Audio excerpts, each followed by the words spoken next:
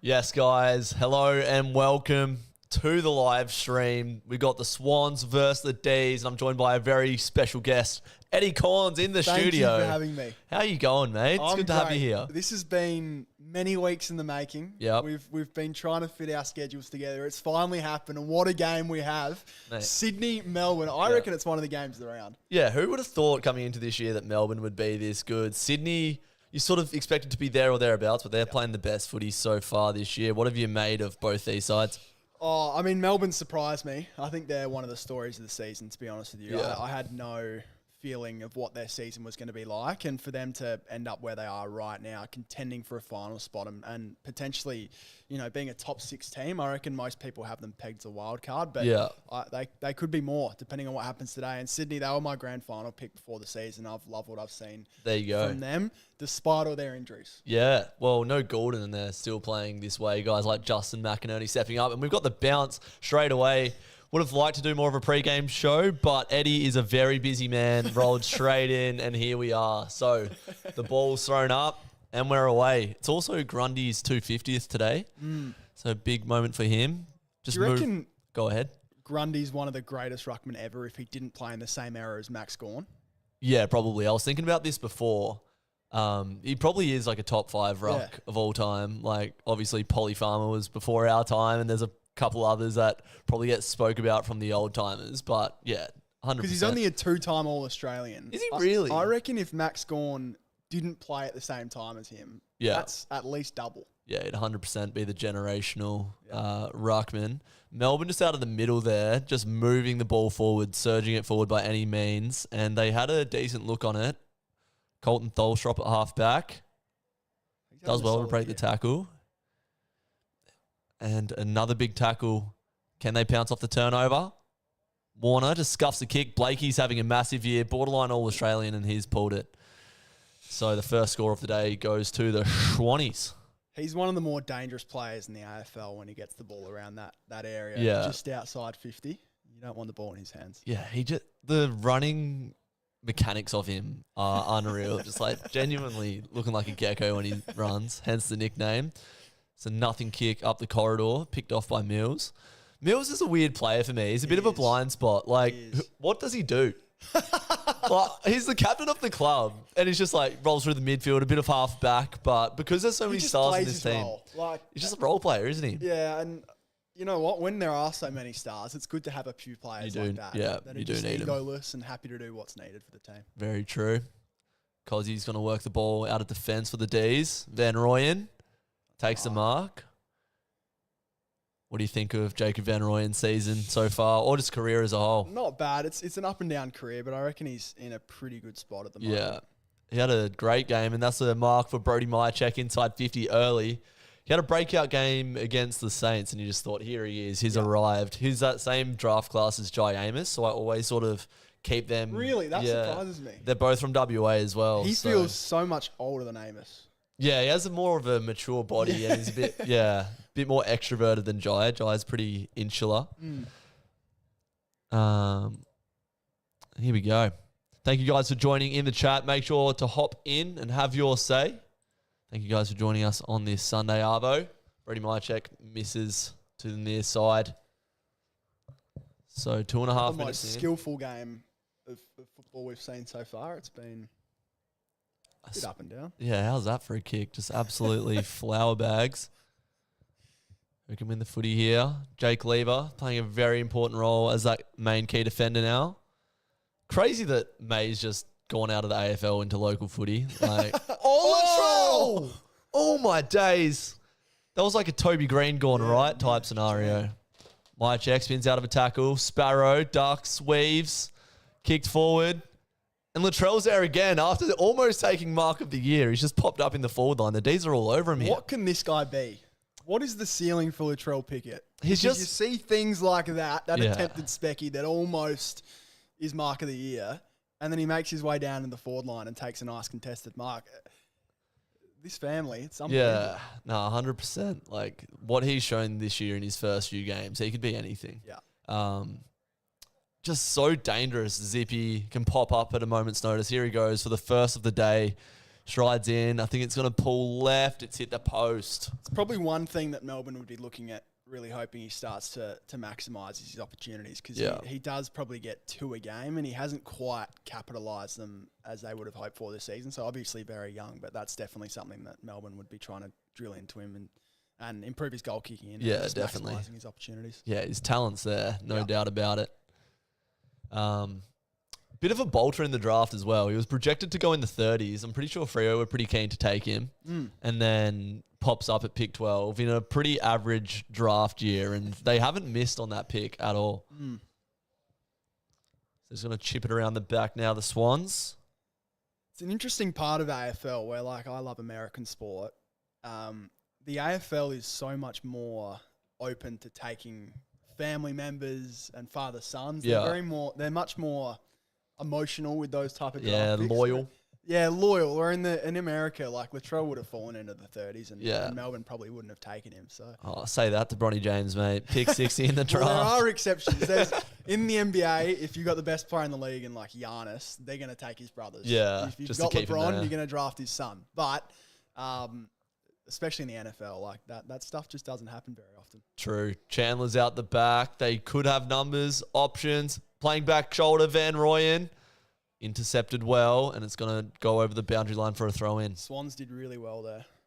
Melican, bit of a underrated entity outside of the Vic media bubble, I suppose. Don't hear a lot about Melican. You don't. You don't. But just that sort of second or third key. Yeah, he plays his role. He does. Is McCartan in today? I'll have a look at that one. I'll look at my team sheet as Windsor slips once, slips twice, handballs over, and turns it over. Rampy. The handball game of the Swans, just the way they can get themselves out of trouble, and now they'll transition the ball. That's what the best teams do, hey? They just know where the +1 is, know how to get that relieving handball. All these players, look at them run. It's just unbelievable. They were all goal side there. And they're out now, so Amati takes a mark inside 50. That is what you want to show younger teams in the competition like Richmond and West Coast and even teams like Carlton who just aren't working hard enough at the moment.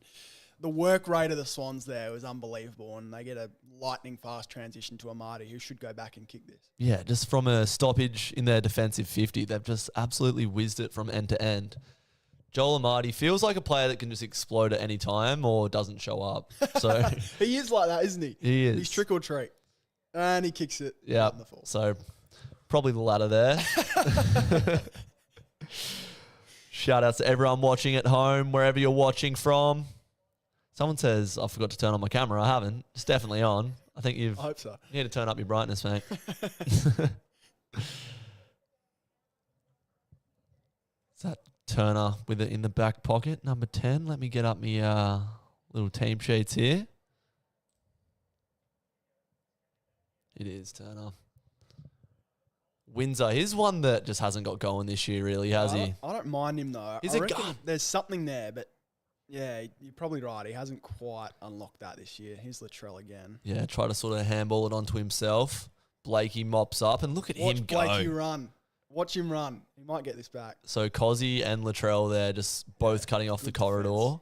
So they're obviously onto the run that the Lizard can provide. Wicks on the outside. Options everywhere. What a handy player this guy is as well. Roses Jr. Not getting a game at the Gold Coast. Did you see that goal that he kicked against Gold Coast at Gather Round? Unbelievable. Yeah, he's a crafty little forward option for him. Show the talent that Gold Coast have, and Lombard is going to be a player, you would think. But they play a similar role. I'd probably take Roses over Lombard right now. You want to get games into those younger players, though. Yeah. Roses. Good kick. Oh, what a snag. First goal of the day. Speak of the talent, Leo Lombard, eat your heart out, mate. If you take age out of it, I think you're taking Roses over Lombard right now.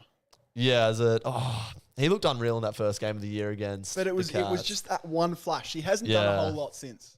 I think Roses is more consistent. Okay. And reliable. I rate it. And that's what you want from your players when you just need them to play a role. Yeah.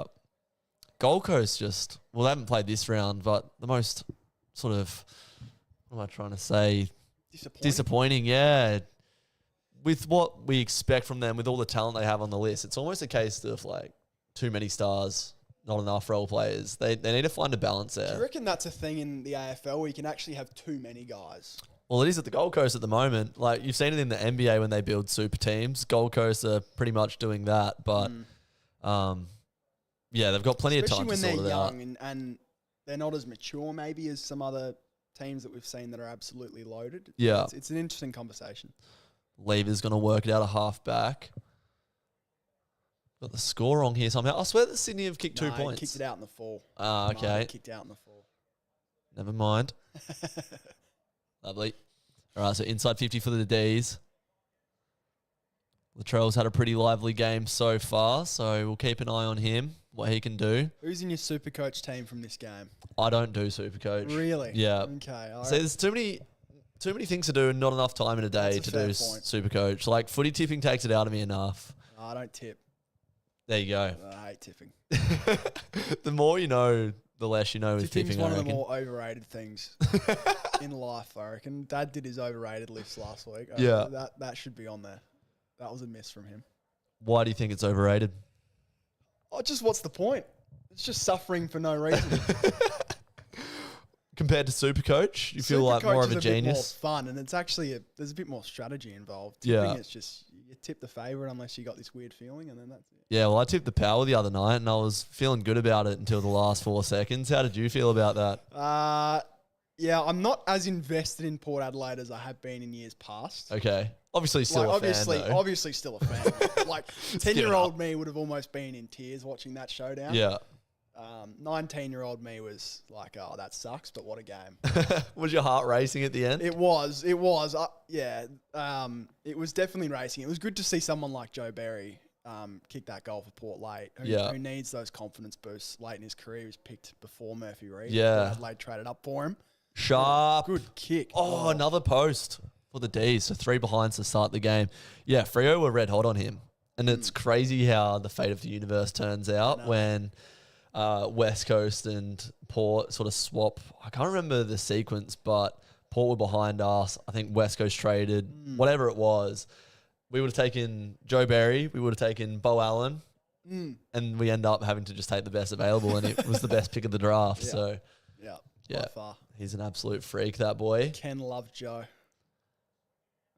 Petty. One of the... a weird year as well. Yeah.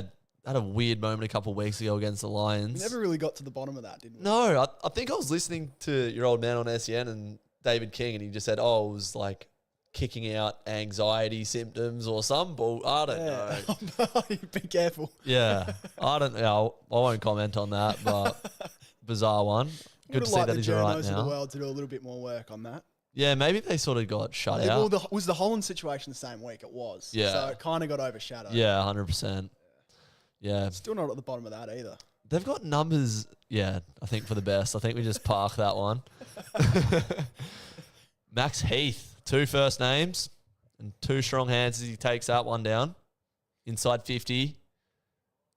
3 on 2. Sort of spoiled his own teammate there. Chandler, he's having a good year. Rue from the pocket, snaps it. I think that's good. That's a goal. Don't go to the arc for that. That's a goal. Yeah. She's confident and she's called it. That's what we want to see. That's what we want. Van Rooyen. Off a step there. What a finish. And good for the competition that the goal umpire backed herself in there. That's what we want. That's what we like. No stuffing around. By the way, Cade Chandler there, very creative on the boundary line, gets a quick handball out. He's one of my boys. Yeah? I love Chandler. You're a fan? I'm a big fan. I just love everything he's about, his mentality. He's tough at the ball. Yeah. Makes right decisions. That's the type of players I want. He's one that he sort of plucked from nowhere. A little as bit. well. I'm going to do a little bit of market research here. Where did Cade Chandler get picked from? I reckon it might have been a mid-season or a mature age. Could be wrong. Let's fact check this. Yeah, 15 in the rookie draft out of Norwood. Norwood. There you go. Nickname Makes me Chin. like him a little bit less, but Tholsrop surges it forward. And it's just going to be wrapped up there. Matty Jefferson. Harvey Langford's been one of my boys this year. I've loved watching him play. he's good as well. Sharp, I like. Yeah, he's emerged. He sort of just looked like he'd be like a fringe player, but he's playing a big role as the ball's turned over in the middle of the ground. That's not what you want to do. And Sydney just moving the ball forward. Socket off the deck from defence. I think that was Petty. Malcolm Roses Jr. Weaves. Oh, shit. Finds a target. What's going on here? Paddy Cross. I didn't know who that was. Never heard of him really, to be honest with you. Joel Amati. Don't blame me. Roses again. Look at my boy.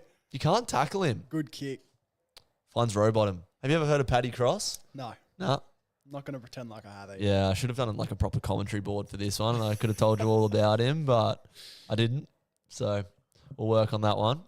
Maybe that's one for after the show. That's one for Kados. Yeah, if he wants to He'd come be on the all over hotline. that. Yeah, 100%. Does Eddie rate Freo? What do you think of my boys? I rate Freo. Not sure about your coach still. Oh, what do you mean, man? Come on. Maybe we can talk about that at halftime. But yeah, what do you think of his spray? It was needed. It was didn't get off definitely the needed, bus. but he's one of those guys when you spray him. It's like when a teacher's yelling at you at school and your mates are with you. You'd be sitting there like snibbling in the back, like just laughing a little chuckling bit. away. Like, I don't know. Sam Mitchell spraying you. I reckon you're shitting your pants. Yeah. JL. Yeah. Don't know. Well, it worked. So It did work, that's but the main also thing. did it work to the full extent? Because you only just got over the line. Yeah. Against the Bulldogs team, most people were tipping you to beat by 60 plus. Yeah, we're never a team that wins by 60 plus. That's You'll come to learn. Like even against some of the worst sides, I think we sort of cap out at a 54 sort of 9-goal margin. Roses Jr. dangerous. He's all Blakey over it at the moment.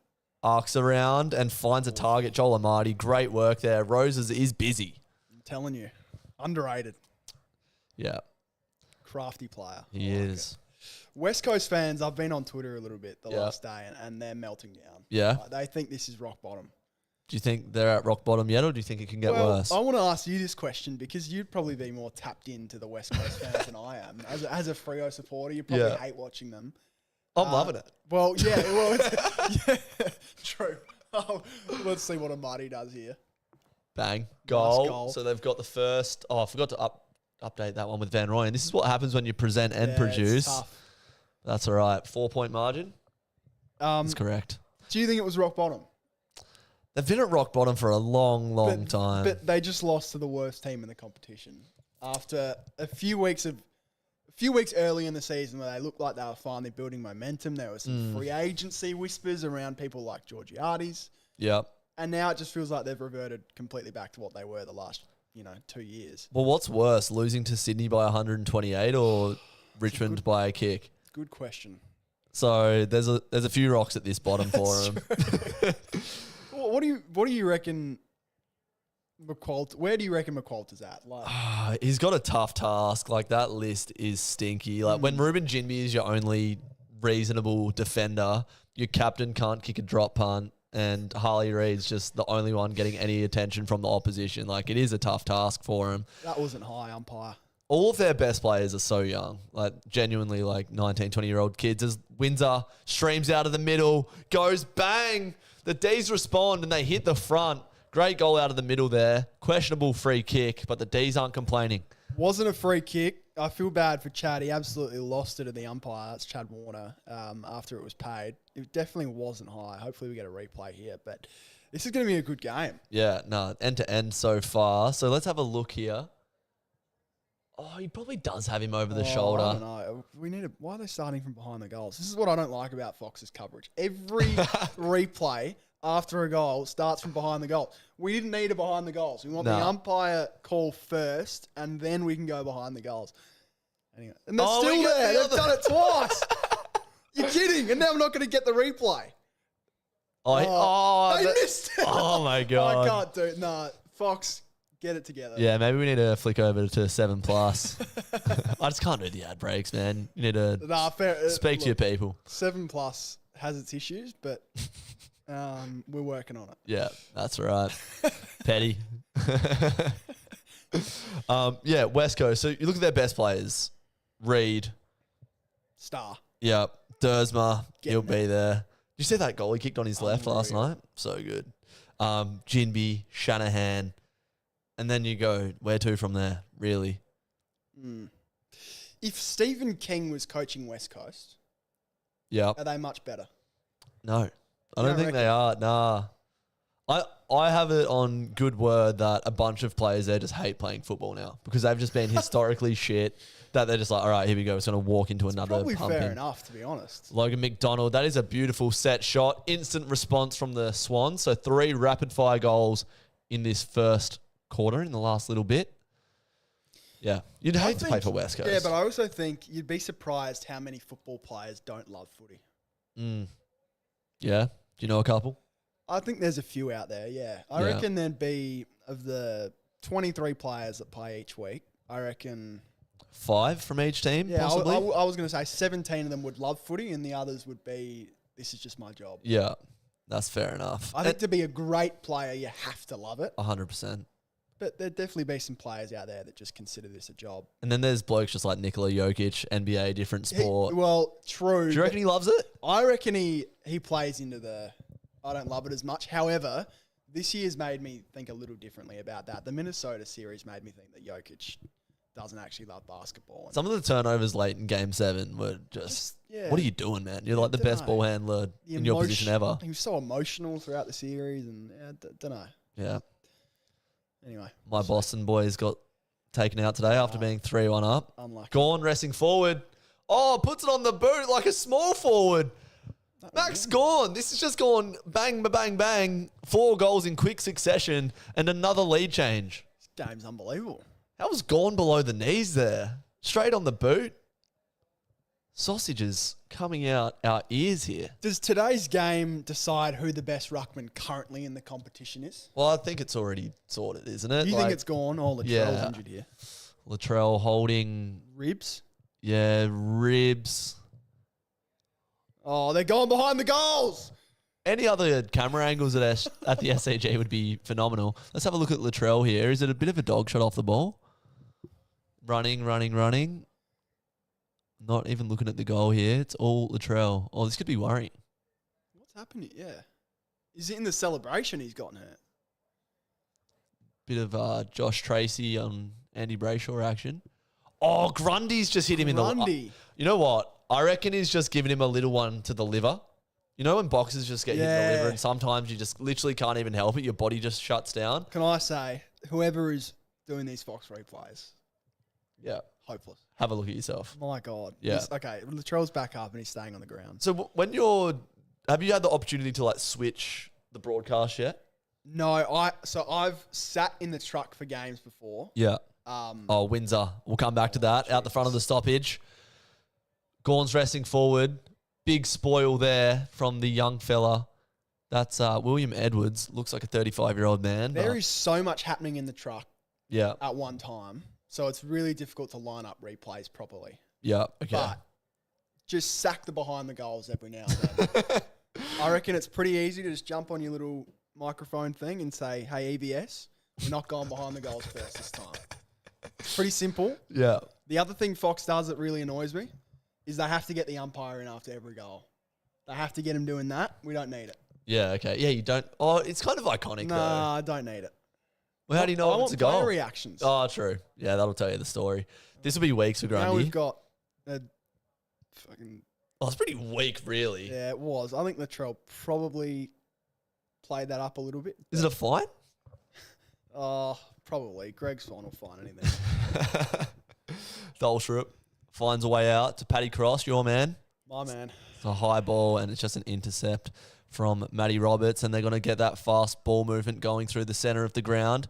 Pickett wraps up James Jordan, the former D. Ed Langdon finds himself in the middle of the ground. That's a rarity. Dropped mark in defence from Bice. There's been a whistle somewhere. The players have stopped. Oh, I think it's been paid holding the ball. I have no idea what that was for. Yeah, we need some Channel 7 coverage on this, mate. This camera work is a bit shoddy. Harry Sharp's going to line up. My man. I've got a lot of men in this game, but he's one of them. Now, behind the goals again. Have we gotten a single replay that hasn't been behind the goals? I don't think we have. What was that? What happened? Was it a throw? Sharp, blocked, but... Oh, he got pushed out. Oh, that's just weak. Flopped a bit there as well, I reckon. So here he goes. Harry Sharp. He's hit the scoreboard a lot this year. This is for his 10th of the season. Looks decent off the boot. Umpire doesn't move. The D's come out to an 8-point margin early on, and this has been a ripping game to start off with, minus the only behind the goal footage that we're getting. Maybe it's just the way that the SCG's laid out. Maybe they just don't send the equipment up there. I don't know what's happening. Yeah. Oh, well. We'll see what happens here with this replay. It's bizarre. Might even show one. No, behind the goals. Behind the goals. We love the behind the goals. Behind the goals. Woody's in the chat. Taj, shout out you guys. Get in the chat. Come and have your say. Any questions, anything that you want answered. We are here live and direct. Where were we? Truck. Lots going on. Yeah, there's just a lot happening. So I get it, but you can easily sack behind the goals. Like that's not hard to do. Well, still going behind the goals here. This is unbelievable. The first game of the year, there was a bit going on with the Fox coverage as well. They were like fading to black every time the camera changed. Can I be honest here? Yeah. That wasn't their fault. Oh. So inside scoops. Another clearance, and Sharp has it again. On Thursday and Friday nights, Fox takes Seven's broadcast. Yeah. They take their cameras and everything. And for whatever reason, there was a technical glitch where whenever Seven did a dissolve, yeah, Fox's broadcast went to black. Maybe that's a bit of a sabotage. Well, we didn't realise I was in the truck for that game, until about halfway through the first quarter, and then we just sacked dissolves entirely. There you go. Nice. Sharp. Kick. Bang. 2 goals from his last 2 disposals in the last 30 seconds of the game. Crazy. This is a great start from the D's. They're going to be up to their necks at the end of this game. They have arrived. Someone clipped the moment about 20 minutes ago. I said I'm a big Harry Sharp fan. Yeah. Before the 2 goals. I can do that. Mate, if you want anything clipped, just say clip that. Bang. On the buttons. I'll have it to you in a nice Google Drive document in about 4 to 5 hours. Right. And that wasn't even Gawn in the ruck. So Gawn's been resting forward. He might have even gone on the bench. That is great tap work there from Max Heath. Goes to Steele, who's been a revelation. Gawn's a bit banged up at the moment. So it might be a game where they just let him rest up forward for the majority of it, which I don't hate. Well, he was doing that. I went to the Richmond game last week that the D's won, and he was resting forward for a large majority. It was genuinely 50-50 with Max Heath, and I was bamboozled, but it didn't matter. They ended up winning by 10 odd goals. So Sydney get an inside 50 after what feels like 2 or 3 straight. Has it been 3 straight? 2 straight? At least 2. Finally get a clearance. 2, but yeah. So 14-point margin. So Kerno's unsighted so far. Papley hasn't touched it. Heaney hasn't done a lot. In hindsight, who won the Kerno trade? Like, for where Carlton are at, for what Kerno has delivered?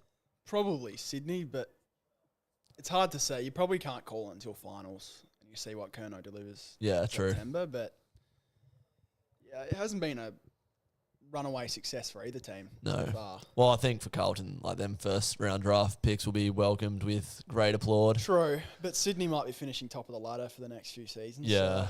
Could just be a pick in the 20s for the next 3 years for them. Yeah, especially they're one of the picks is when Tassie comes in. Yeah. I think so. That one definitely could be pushed out. It's going to slide away. Does well to throw that one away. Rampy. Umpire didn't see it. They go to the fat side. It's a great kick to Amadi. Turns and goes. Could be a one-on-one deep. There is.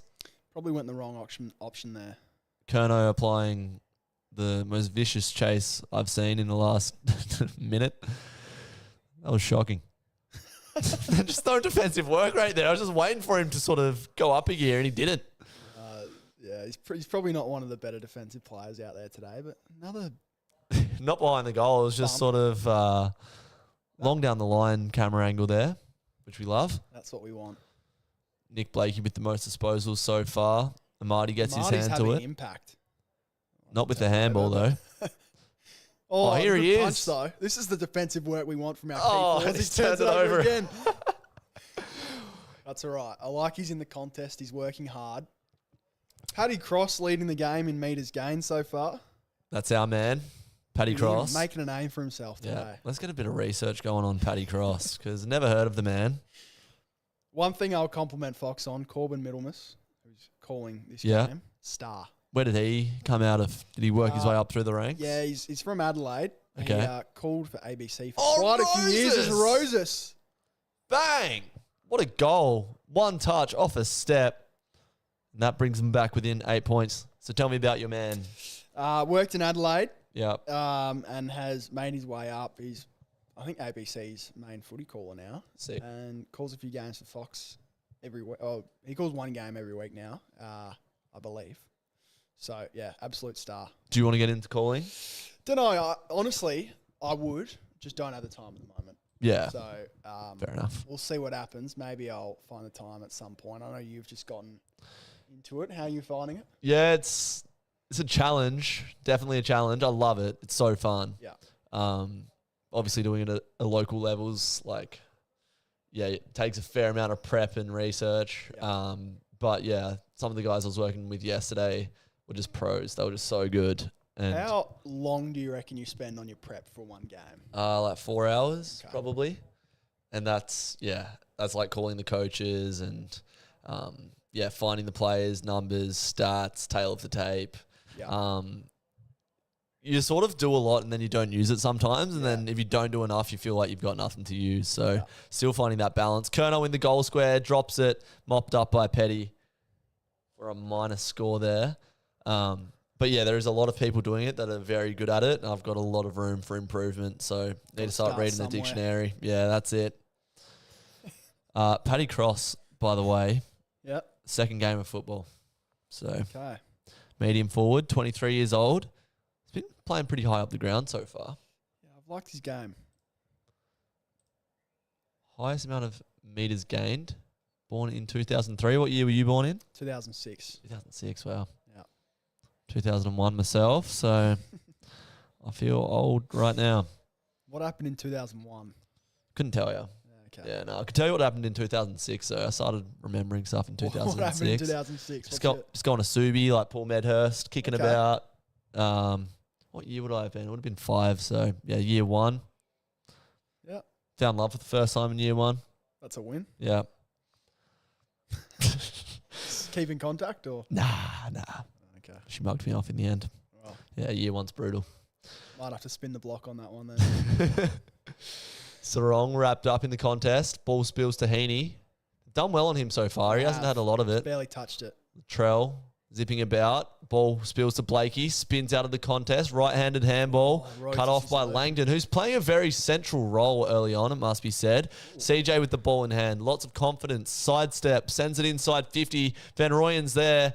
But backing with the flight was our man, Melican, rather. He sends it out wide. Bice. Handball over the top. Jai Sarong. What a pickup he's been. Can't believe he sat in the 2s for 2 years. He's in my super coach team. Don't worry Heaney, about that. what a shoe. Right on the nipple of Joel Amadi. That was a great kick from an elite operator. Marty's really having an impact so far. Kerno's barely touched it, and Amadi's picked up the slack. So that's positive signs for the Swans. Where does the Sydney three-headed monster rank in the AFL? Amadi, McDonald and Kerno. Has it been a good year for three-headed monsters? Because the Crows have completely fallen off up True. with their scoring. They're still definitely solid, but nowhere near where they were last year. Hawthorn, their three-headed monster is definitely up and down, and they're constantly rotating who is a part of the three-head. Yeah, that's another Arden goal Gunston. for Amadi. So they are back within a point, I believe. Hawthorn's is usually Chol, Lewis, Cowshadir. Yeah, Gunston. Oh, obviously. Gunson. He's just a bit of a, I don't know. I wouldn't even consider him a monster. I just consider him like the gem. And then Yeah. they just sort of operate around him. He's figured out life. Yeah, he Jack gets Gunston. it, doesn't he? He just leads out of the goal square, no worries, doesn't get hit at all. Just kind of plays bruise-free footy, and not in a bad way. That's not a detriment. It's smart, and he's absolutely killing it. He's one of the greatest lead-ups in football history. Well, it's ridiculous, the longevity. Like, it felt like he was at the peak of his powers during their three-peat, and that's, 12 years ago now? I remember thinking when he was at Brisbane, it's was actually sad. I was thinking, this is sad. He's so far past it. And do you reckon he went up there I'm going to retire up here, spend the last couple of years? I don't know. Bit of a weird one, eh? It needs to be like a long article or something, or a podcast done on what actually happened there. Well, you could do that on the Eddie Corns podcast. Check it out. I'll start making some calls. Linked in the description. Cozzy wrapped up, didn't have it, takes on the tackler. He's one of the hardest players to tackle in the game. Can he finish? Oh, that would have been a good call in a clip, but third poster. It is. Magnets up there. So highest scoring first quarter in 2026 for Melbourne. That shocks me. There you go. Obviously, third quarters have been big for them, particularly that Carlton one. Yeah. I mean, everyone has a big third quarter against Carlton. Yeah. What the fuck is going on there, man? What is happening? Well, they look good, and then it's just, here it is. And everything that looked like it was going half decent for them has fallen. Last night was a bit of a weird one as well. Great tackle from Windsor. Langford's going to pounce. Bad kick. Oh, Van Rooyen back with the fly, and Callum Mills says, that's what I do. Take big intercept grabs over key forwards. Absolutely stitched Van Rooyen up there. Good effort to go back with the flight. Good mark by Mills, to be fair, as well. Oh, Bice looked a bit proppy there as he dropped the mark, and that's going to be quarter time. A great quarter of football, 32 to 34. There we go. What have you made of that quarter so far? Fun footy. This is the type of stuff we want to watch. It is. Both teams thought executed pretty well. Obviously, there'd be a bit left to be desired defensively. I'm sure that's what both coaches will highlight as they head into their huddle. But I think both teams will head into the break feeling pretty good about themselves. Yeah. And Melbourne have shown that they absolutely can hang with the best in the competition so far this 100%. quarter. So Joel Amati leading the ranking points with 42. So 2 goals, 7 disposals, and 4 marks already. So a monstrous quarter for him. Harry Sharp, 2 goals, which we saw there. Leading the disposal count is Blakey off halfback. Heaney found a little bit of the footy late there, so he's got 7. And then Colton Tholstrop, been playing a bit of a half-back role, or just a lockdown role. He's just a player that loves having an assignment. Handy player. Yeah, out of WA. Bit of a weak draft class from a WA point of view, but he was the pick of the bunch, and he's just a very important role player, isn't he, at this level? He is. Amati, you mentioned he's leading the ranking points. He's not only kicking goals, he's just having an impact at every contest, and that's what you want from him. I'm sure we'll see a little bit more from Curnow, but that's probably the one area the Swans would be looking at now is how can we get Charlie involved? Well, he has not touched the ball for a disposal. There you go. Papley with one, another one that's unsighted. Yeah. McDonald's kicked a goal off one disposal.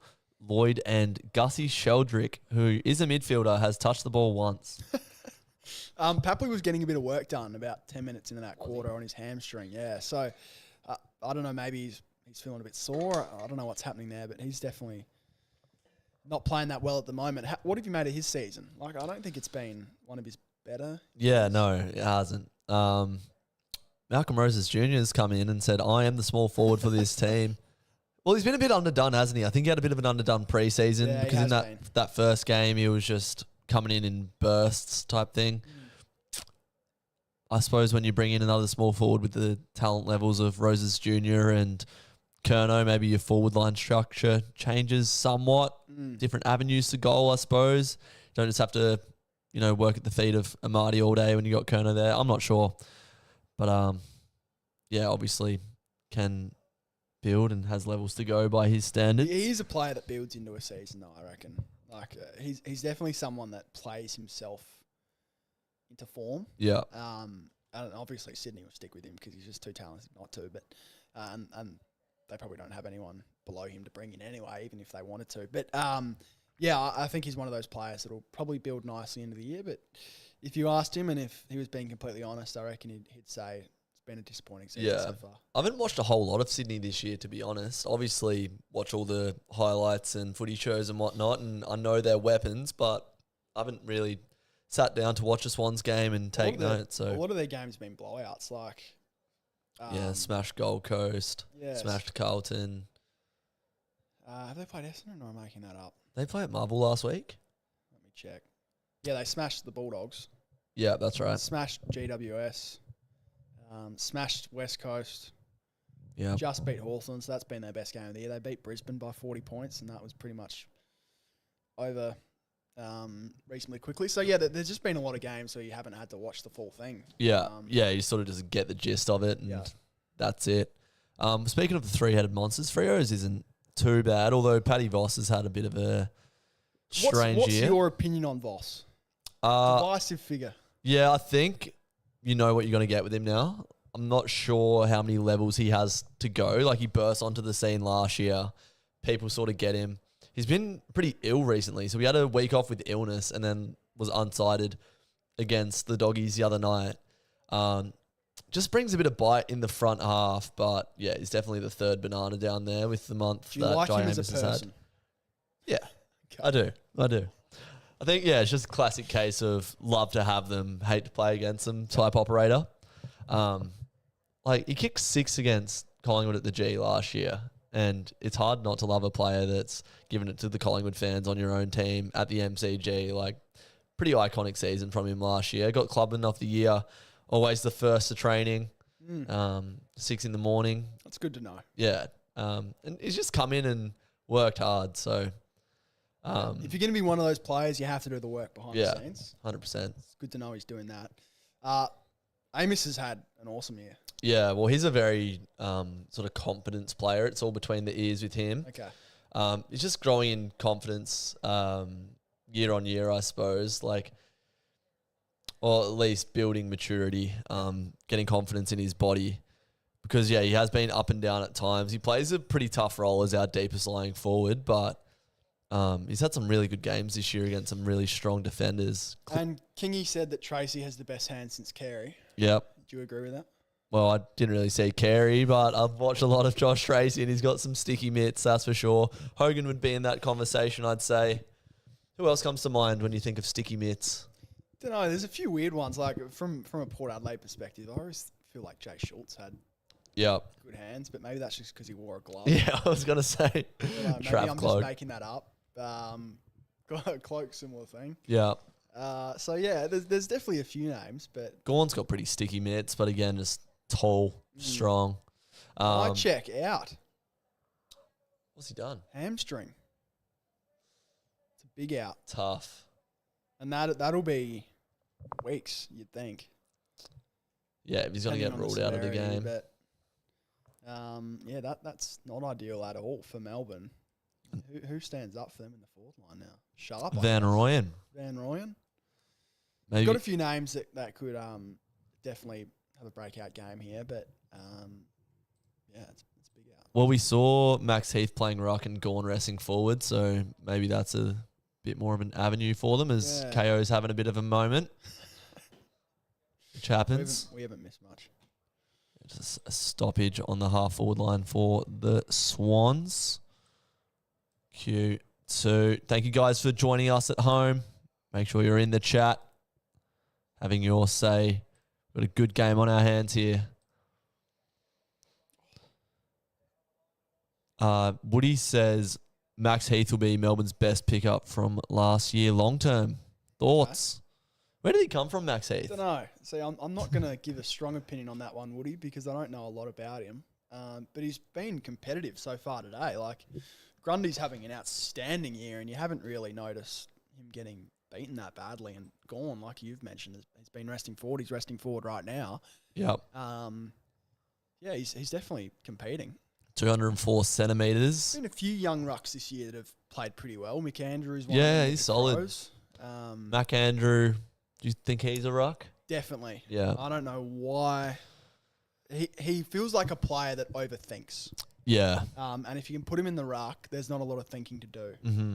Yeah. And I think he can just maximise his athleticism, his intangibles, and I think that's where he's best suited. Whether Gold Coast feel he's too vital to their defensive structure to move him permanently, I don't know. But they've got enough down in defence to move him up the ground. They went with him that 1 week. Yeah. Haven't really gone back to it. Oh, who was that against that week? Bulldogs, maybe? I can't remember. Anyway. I think he's definitely better suited to the ruck, and I'd like to see Dimmer move that magnet permanently. Blakey streams through the middle of the SCG, and that's going to be an easy set up for Rampy. Bit of a tough angle, but easy ball moving on the outside once Blakey breaks through the lines. He just runs from half back, takes 2 bounces, handballs over the top, then Warner just gives it Melbourne to the would be man. pretty disappointed they let that happen. There was just no defence back of the stoppage there. Normally they'd have someone ready for the Blakey run.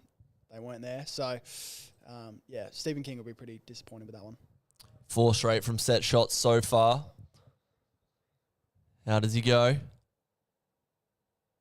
Looks good off the boot. That's going to be a goal. Oh, no. Spoiled on the line. Don't talk too soon. Could have done with the behind the goals sort of angle there. Would have been able to see it, but just sort of followed the ball in flight. Never mind. No score there. Couple of minutes in. Can the likes of Papley and Roses Jr. get working here? I don't even know if Papley's on the ground at the moment for them. Grundy paddles it to himself. Oh, that post has a magnet in it. Both of them do. That would have been an unreal goal. Yeah, the SCG would have erupted for Grundy. 250 games today in the league, not for the club. That's across 3 clubs. So Melbourne winning the scores from stoppage stat at the moment, 21-14 in terms of scores. Van Rooyen flies over the top of Melican. Heaney with a little chiseler. Defensive structure falling apart at the moment for the Ds. Could have been a 50, but Roses Jr. is just going to have a set shot. Sydney have gotten on top to begin this quarter, pretty much dominating around the ground, just have numbers everywhere, and Melbourne can't keep up. Roses was just standing on his own in the middle of the forward 50. I don't know how that happened. So, and Heaney was just uninterrupted there. Just no pressure on him. So, it looks like, who was that, Petty on chasing Roses there? That doesn't really feel like a matchup that makes sense. So, just a complete defensive breakdown. Yeah, they look like they just lost their structure completely there, Melbourne behind the ball. Not the way that they wanted to start the quarter. It's a helicopter type of kick, but it swivels through. Roses. The Swans. Leo Lombard to shame. Who are you, mate? Who is Leo Lombard? But no, what a pickup. Like him, Jai Sarong, just great additions and areas of need for this team. The Kerno trade's controversial, and it will be until we get a definitive answer on that at the end of the year. Yeah. But outside of that trade, Sydney had an awesome season. Well, I worked at Box Hill for a little bit before I was in the media. I was an S&C man, and Sarong was just taking the piss every week. I think he won 2 BNFs there, and just couldn't get into that side. They sort of always played him as a third tall defender, but he was always good as an outside runner. Goes to Sydney, slot straight on the wing. Yeah, would have loved to have him at Freo, but I think he wanted to sort of forge his own path. Just makes perfect sense on this team. Yeah, he does.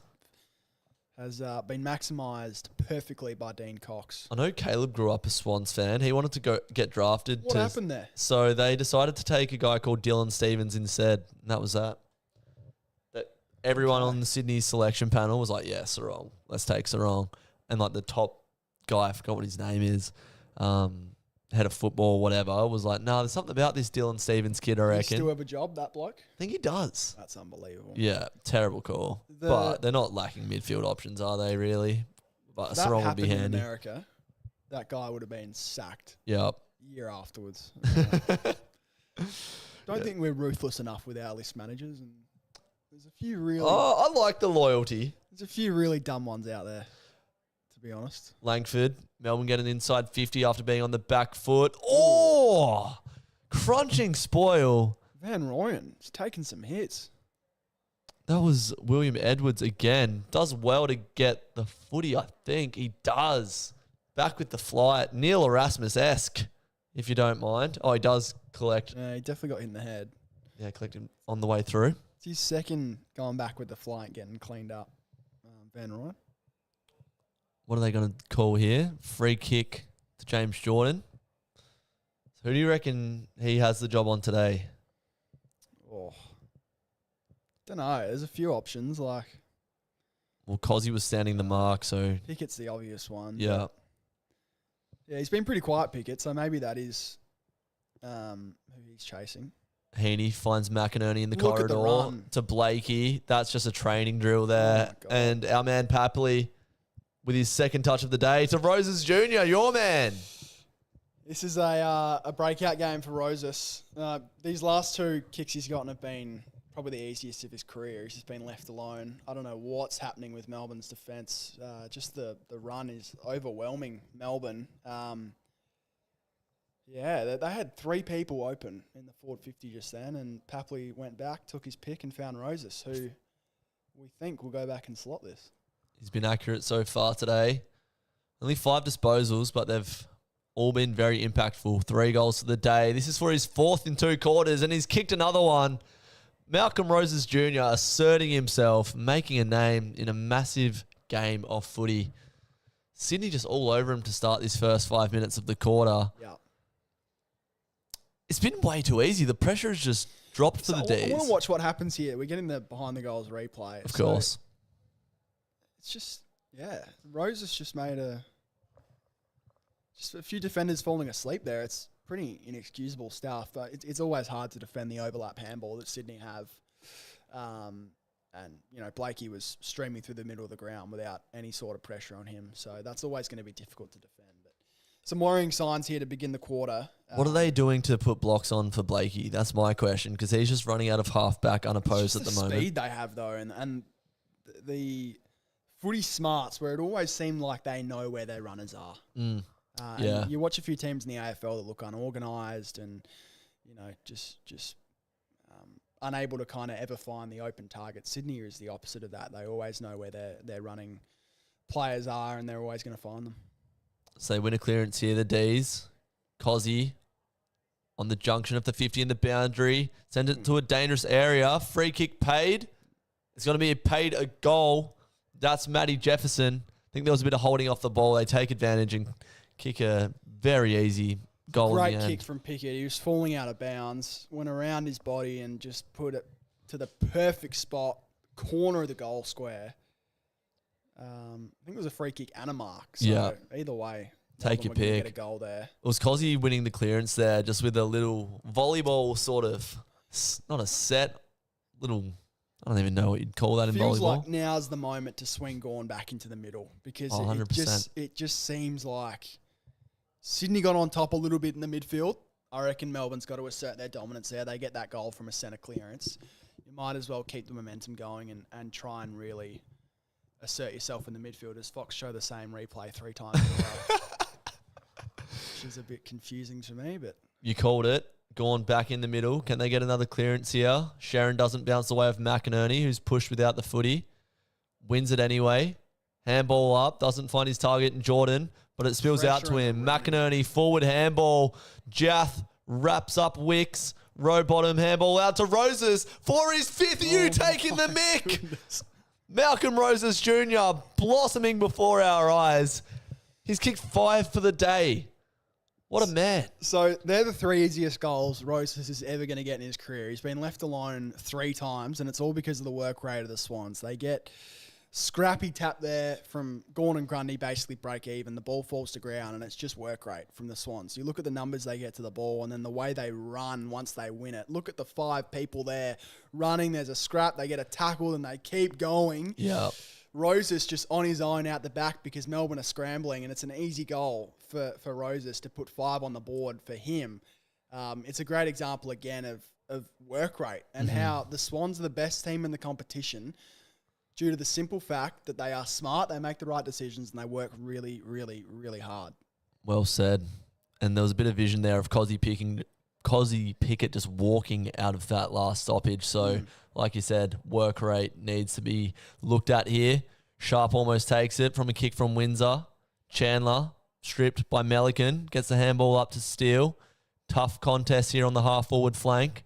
Langford handballs it to Windsor off a step.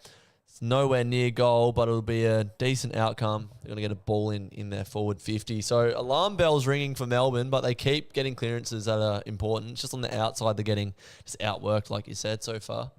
Yeah, midfield battle is definitely becoming super important here. Gone. Now's the time. Pickett squared. Should be getting busy here. Falls to Blakey. He gets the relieving handball, but Chandler's hot on Wicks' tail. Did that go out on the fall or did it bounce? We're going to have another throw in. That's one of those lasso/throw-in ones where it bounces right on the line. That might have been inside 50, luckily. Yeah, well, that's what I mean. It's like it was right on the edge of the 50, so lucky for Melbourne. Are you a fan of the lasso? Sydney, Now that it's back? It's always been a thing in the sandful. Yeah. And I've always liked it in the sandful. I think they've completely cooked the rule in terms of they're treating it like it's last touch now. The rule is last possession. Yeah. So I don't know what they're telling the umpires because it's completely just wrong. So you reckon if it comes off a foot, it's being paid? Yeah, just things that champion data wouldn't consider a touch of being a possession of being considered a possession by the umpires, which is just wrong. Yeah. So there's still a few things I need to work through. I think it's been a pretty disastrous year for the AFL as a whole. I think Greg Swan so far has been is it his first year at the a helm? nightmare. Yeah, and just every time he speaks, I think, how is this guy in charge? But to each their own, I guess. We're getting a good game here, so he'll tell me the AFL's never been better. I disagree. But anyway, what can you do? Rampy sends it inside 50 and Petty's taking the mark. Yeah, how he fronted up on 360 one night and was just like, oh, yeah. Last week. He was, this week. No, it was just Sunday, this week, on Wednesday. Disaster. Yeah. He just was completely unprepared. He's been disappointing every time he's spoken to the media. He never seems to have the answers. And then little things like on the agenda setters, we reported that the doctor with the big ARC controversy that happened a few weeks ago where the ARC doctor, the player got cleared by the doctor at the ground and the ARC said, no, he's got to come back off. And they checked him again at the ARC. Who was that? I can't remember who it was. Brisbane player, I reckon. Was it like a concussion? It was a concussion. Yeah, right. So they overruled the doctor at the ground. I didn't know the ARC could do that. Greg Swan told the media that rule has now been changed, that's no longer the case, that the doctor at the ground is going to be the person that makes the final say, final decision. And then Laura Kane came out, who's actually in charge of that stuff, and said, no, that's wrong. The ARC doctor is still the person making the final call. So just little things like that, little communication things at the AFL. No one's on the same page, and it's the reason why we're getting so many just baffling decisions. Yeah. Is that going to be paid holding the ball? You never know. Turner sort of the big don't argue there. Papley wins the tackle, but play on's the call. Latrell had a good start. Handballs it to himself. Takes a bounce. He's off. Takes another one. He's got McDonald for leg speed. He's turned the ball over, and now the Swans can be dangerous. Oh, they're out here. Good luck. 1-2 to Jordan. Rampy. Numbers everywhere. Blakey. Steps. Tholstrup. Handball over the top. Warner. Goes in on that right foot. Snaps. But it fades and drifts wide. Let off there for the Ds. Every time they get on the outside, they're just looking like they're going to score at the moment. Just more work rate stuff. Numbers around the ball. Blakey probably actually went to the wrong option there. I'm not sure who it was, but someone was standing just inside 50 in the middle of the ground. Yeah. It might have been Melican. So, under pressure, you can't really say too much about Blakey's decision there. But, again, just work rate from the Swans. Not sure what position Ed Langdon's taking up these days. He's obviously been an out-and-out winger his whole career. He's just taken the kick in and turned it over. Makes a spoil, so makes up for that turned over kick. Tunnel handball.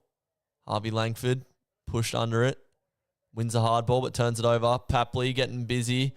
Handball over the head of McInerney. Wrapped up by Cozzy Pickett. Is that going to be paid? The strangest tackling technique I've ever seen. Pickett led with his head there. Look at him. He leads with his head.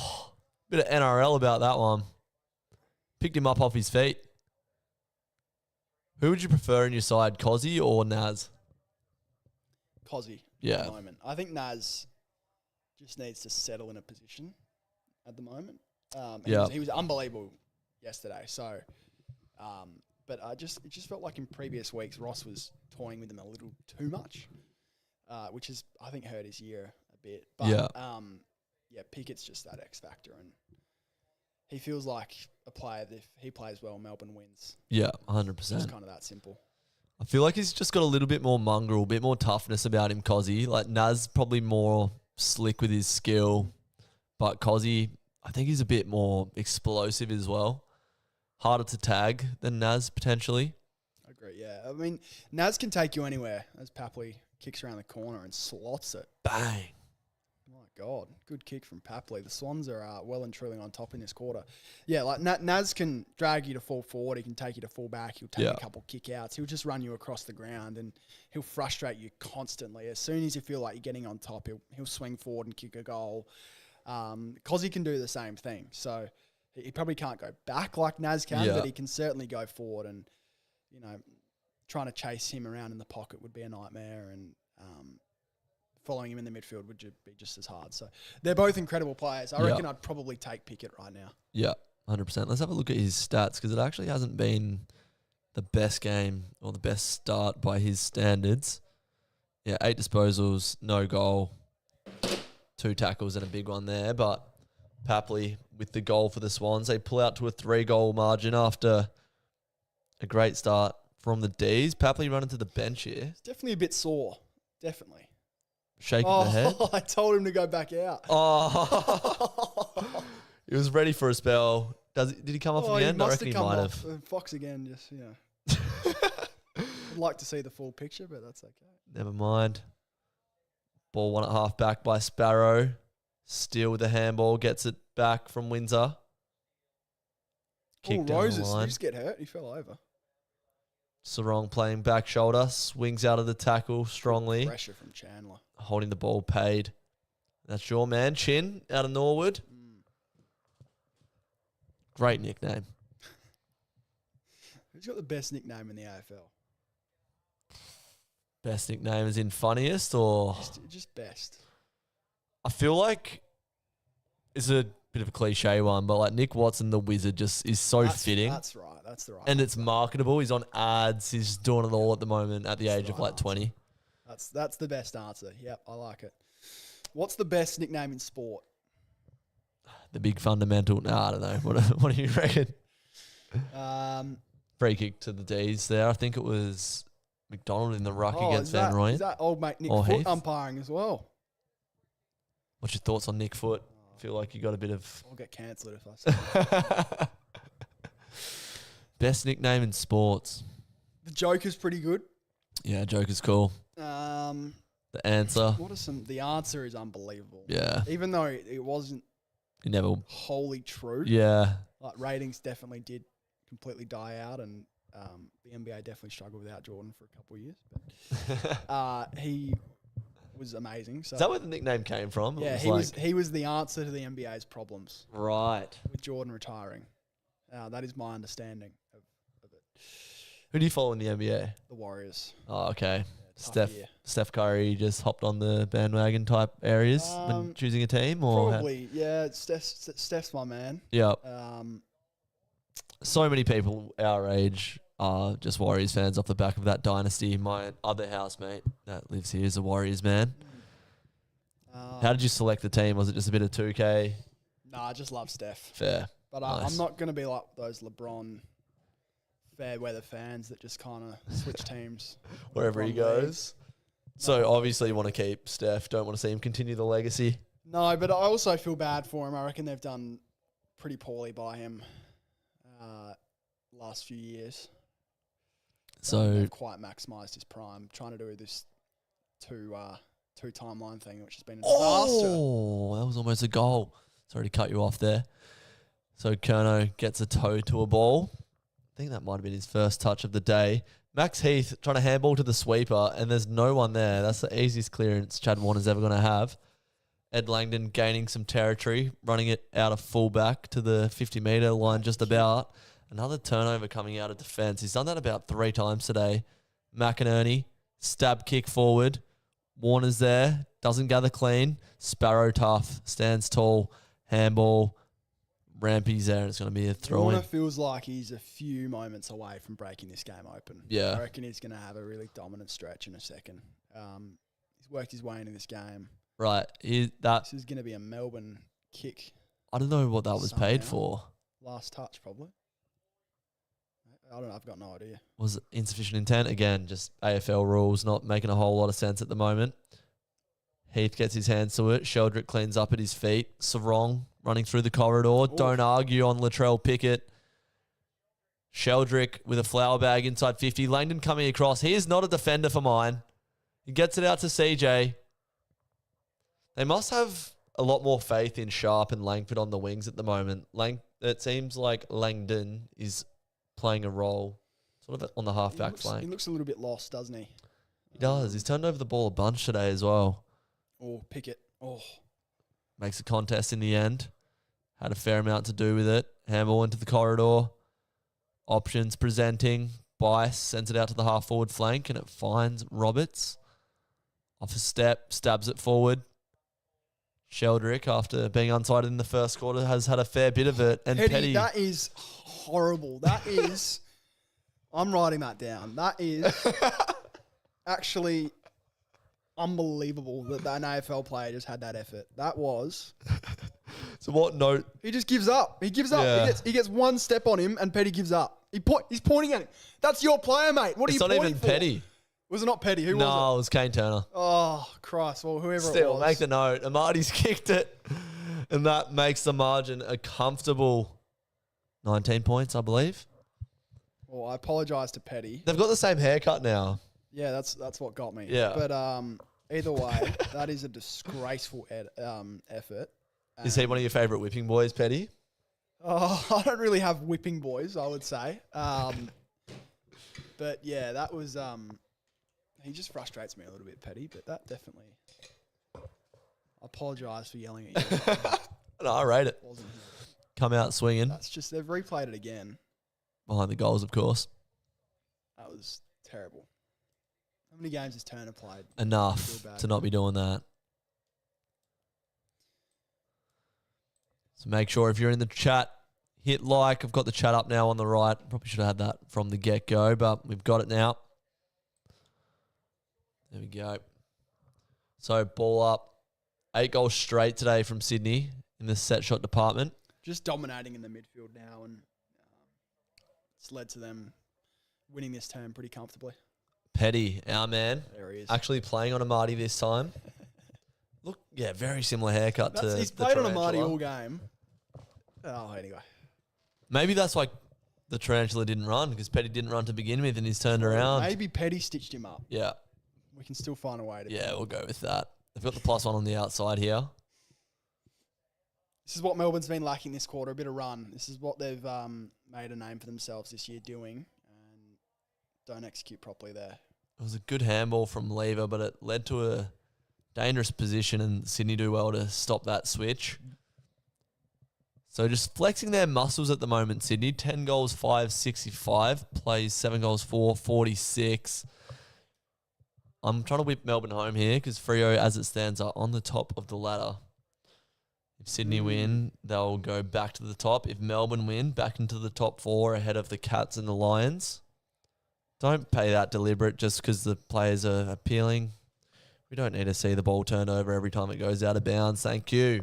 I reckon the top 4's already set. Do ya? I reckon what we have right now, as we stand, Live ladder. Fremantle, Hawthorn, Sydney, Brisbane, not necessarily in that order. Okay. I reckon that'll be the top 4 at the end of the season. Yeah, I kind of forgot about Brisbane for a little bit there just because, you know, they lost to the D's and probably haven't been playing as good as we know they can, but they don't have to.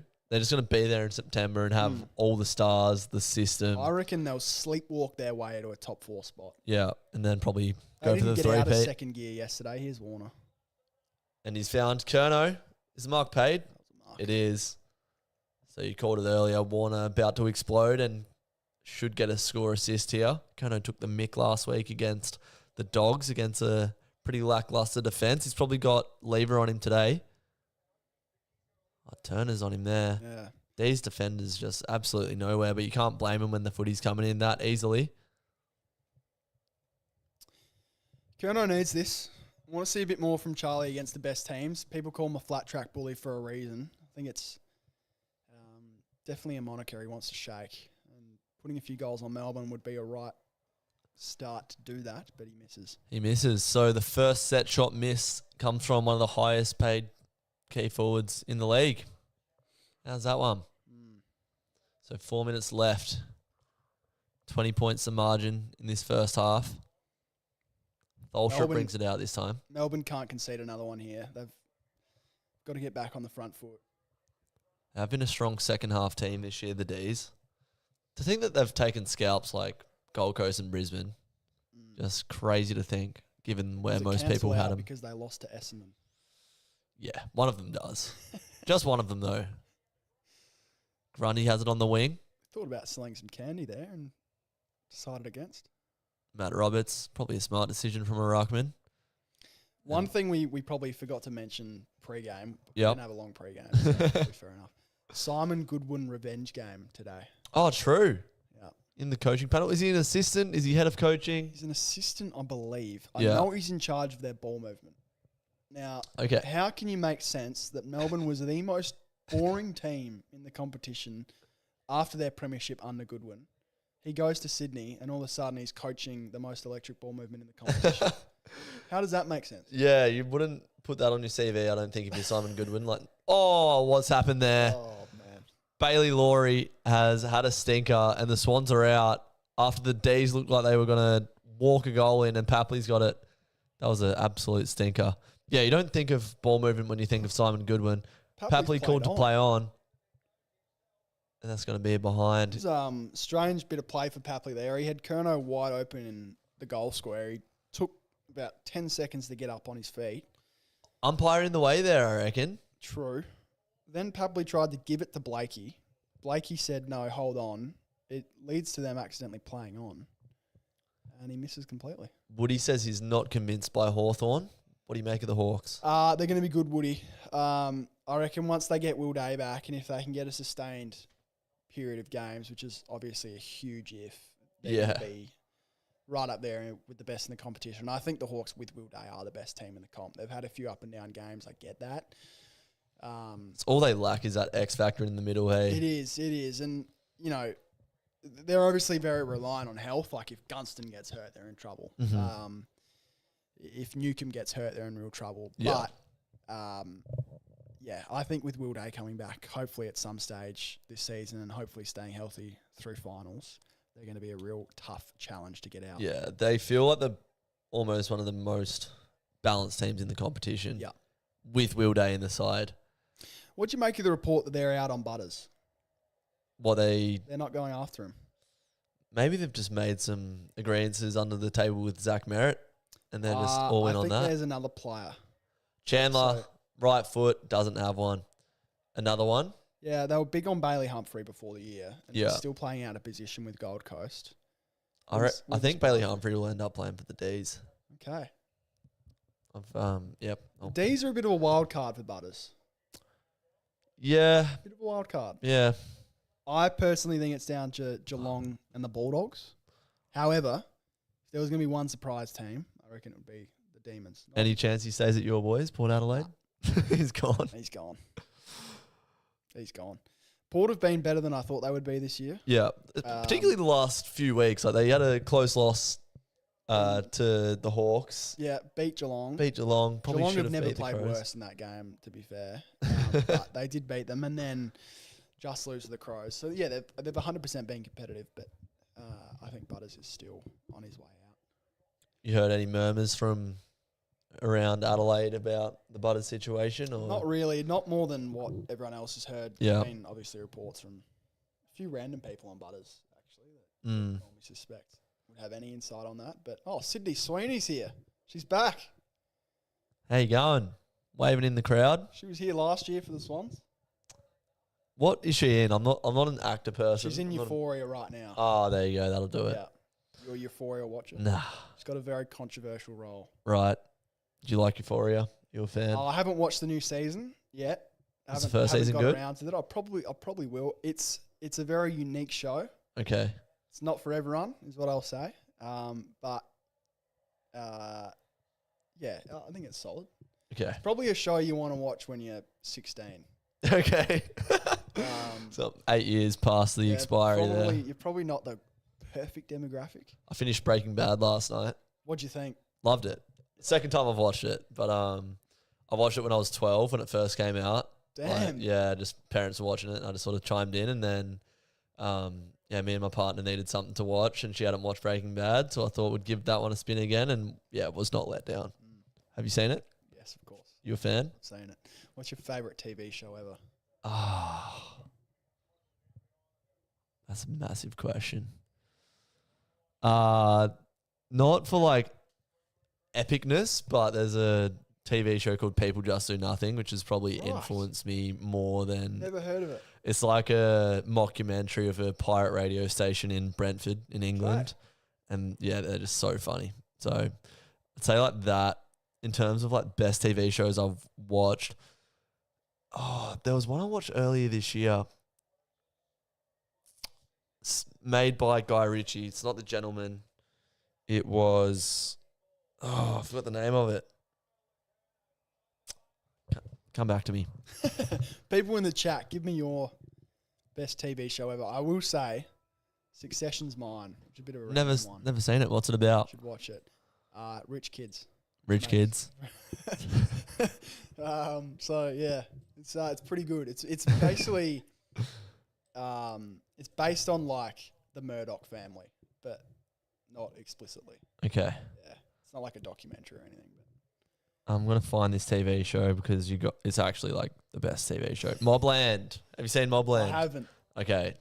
That is like phenomenal. 10 out of 10. As we were talking, halftime has just come upon us. The Swans are up 68-46. Yep. Did say Melbourne couldn't concede another goal that half. They didn't. Conceded a couple points, but still no in goals. It's definitely still in it, but it's going to be difficult to keep up with Sydney, who are just scoring pretty easily at the moment. Well, halftime came at a good time for them there. They've been in this position multiple times this year, I feel like the D's. Not against the Swans. Not against the Swans and not away from home. So I think of the away trips that they've had this year. They came over to Optus and we spanked them. They lost comprehensively at Gather Round. And then they've probably played their other away games. I know they had one against Richmond at the G, and then they had one against the Blues at the G as well. I think it was. So this is the third interstate game for them this year, and at the moment they are trailing. Max Gorn is a mountain of a man next to Ruby Schleicher. Nailed the pronunciation. Schleicher. Can't even say pronunciation. How do you say pronounce it? You can't even pronounce pronunciation. There we go. Gorn's got 4 touches. Probably not ideal for him. I reckon he hasn't been in the ruck a lot, to be fair, but I reckon... No, he hasn't. I reckon Grundy is comfortably winning that battle. Funny you say pronunciation of Ruby Schleicher because she was the first person I ever interviewed ever. Really? Yeah. There you go. And I was shitting bricks, and I think she could sense that I was shitting bricks. And then I'm like, I'm here with AFLW Collingwood star Ruby Schleicher, and I just bottled it. The interview didn't even come out in the end. It just didn't. Nah, it was too bad, too cringe. And never saw the light of day. Wow. Yeah. There'd be a few interviews even the interview I did yesterday, I'll probably find cringe. But yeah. Who did you interview yesterday? No one. I was just maybe like a week ago. Who did I interview a week ago? Someone. But is there any that come to mind, like blunders on air? Yes, blunders on air. I had my 18th birthday on Friday. What, just gone? Had a radio. No. On a Friday. When it was my 18th birthday. Yep. I was on a Friday. Felt terrible on Saturday, and then had a show Sunday morning, and I completely forgot who Port Adelaide had played the night before on air while interviewing someone, and I ended up saying the wrong team that they played. They played them 2 weeks ago, and I said the team. So that was probably my worst one ever. It's my worst show. I think it's probably the worst hour of radio that's ever been put to air. Last show after my 18th birthday, but it's got to. Was your 18th worth it? Learning. Yeah, it was a pretty good birthday. Yep, had fun. Your dad's a non-drinking man. Do you follow his footsteps there? Very, very rarely drink. Okay. Yeah. 18th was one of them nights, though. 18th was one of them. Yeah. But I'm probably twice a year. Yeah. Wow. Yeah. Fair play. Do you get up early and do the work? I try to. My work schedule's very. Sometimes I finish at 12, so you can't really get up early and do the work after finishing at 12. But Mondays to Wednesday, I'll be up pretty early. True. Love to hear it. Let's get into some half-time fodder. Going to turn off the scoreboard here so it looks nicer on the eye when I edit it later on. Don't mind me. All right. Let's get into some talking points here at half-time. Let's get into a pressure rating on 1 to 6 right now for some coaches under pressure. So let's go Uze, Nix, McQualter, Kingsley, Scott, and Voss.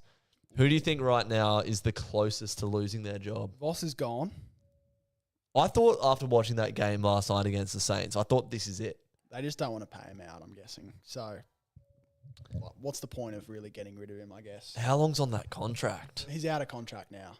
Is he? Yeah, this is his last year of his contract. Oh, okay. That kind of makes sense. They don't want to do anything this year, so just seeing it through. Yeah, so unless the fans bring pitchforks to games and say they're going to burn the building down, they'll probably end up keeping Vossi for the rest of the year, unless they get smashed by 150 points by a bad team or it just gets completely untenable. But Vossi's 1 or 6. Was he 1 or 6? 1 being most under pressure. Okay, so he's 1. So if he's going to just see out the season anyway, does that make Brad Scott more under pressure? I think Brad... No. Okay. I think there's still a possibility Brad Scott keeps his job. Do you think there's a possibility Brad Scott is a successful coach at Essendon? Yes. Is it highly unlikely? Yes.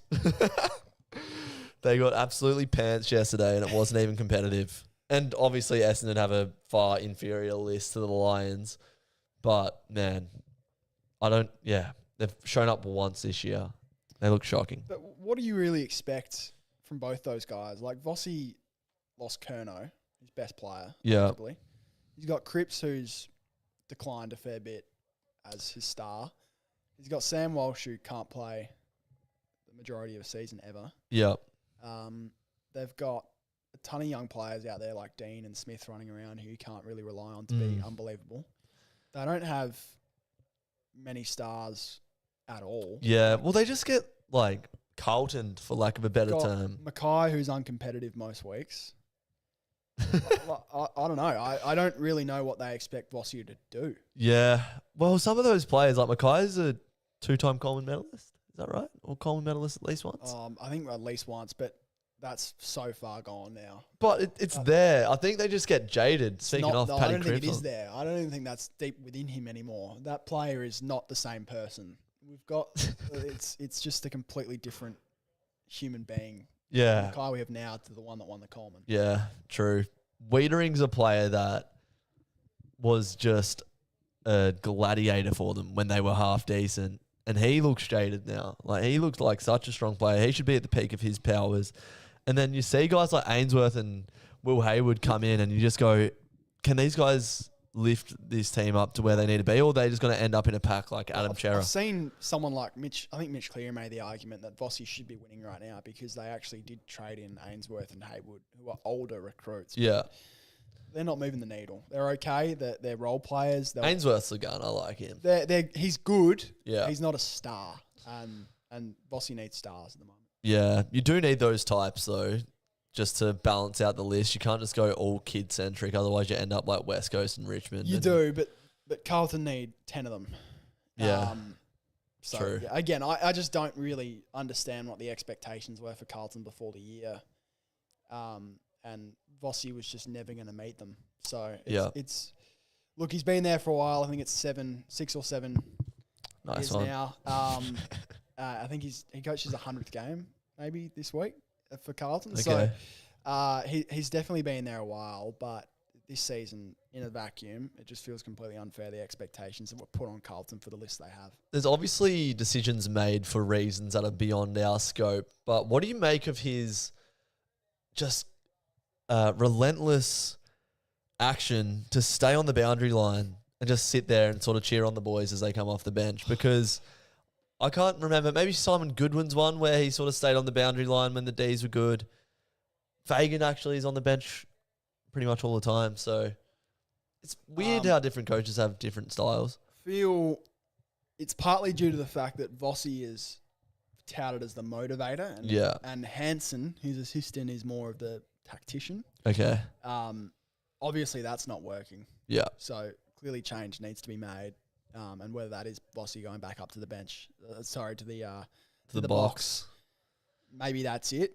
But when your players are so clearly falling apart mentally because of this stigma they have around them and this trend that has come with Carlton in their second halves, it does make sense for him to be on the bench and trying his hardest to kind of motivate his players and work their way through that. But they've never shown any tactical ability to swing it. Once that run of goals comes from the opposition, they just haven't. But I don't think it's tactics. I think it's just personnel. Pure mental. Yeah. Fair play. Brad Scott, speak about some of the players that he has. Ben Mackay on $1 million at what's fullback. he going to do? Yeah. To be fair, Mackay is Scott's fault. Like, he was in North Melbourne. He wanted him to come to Essendon. But,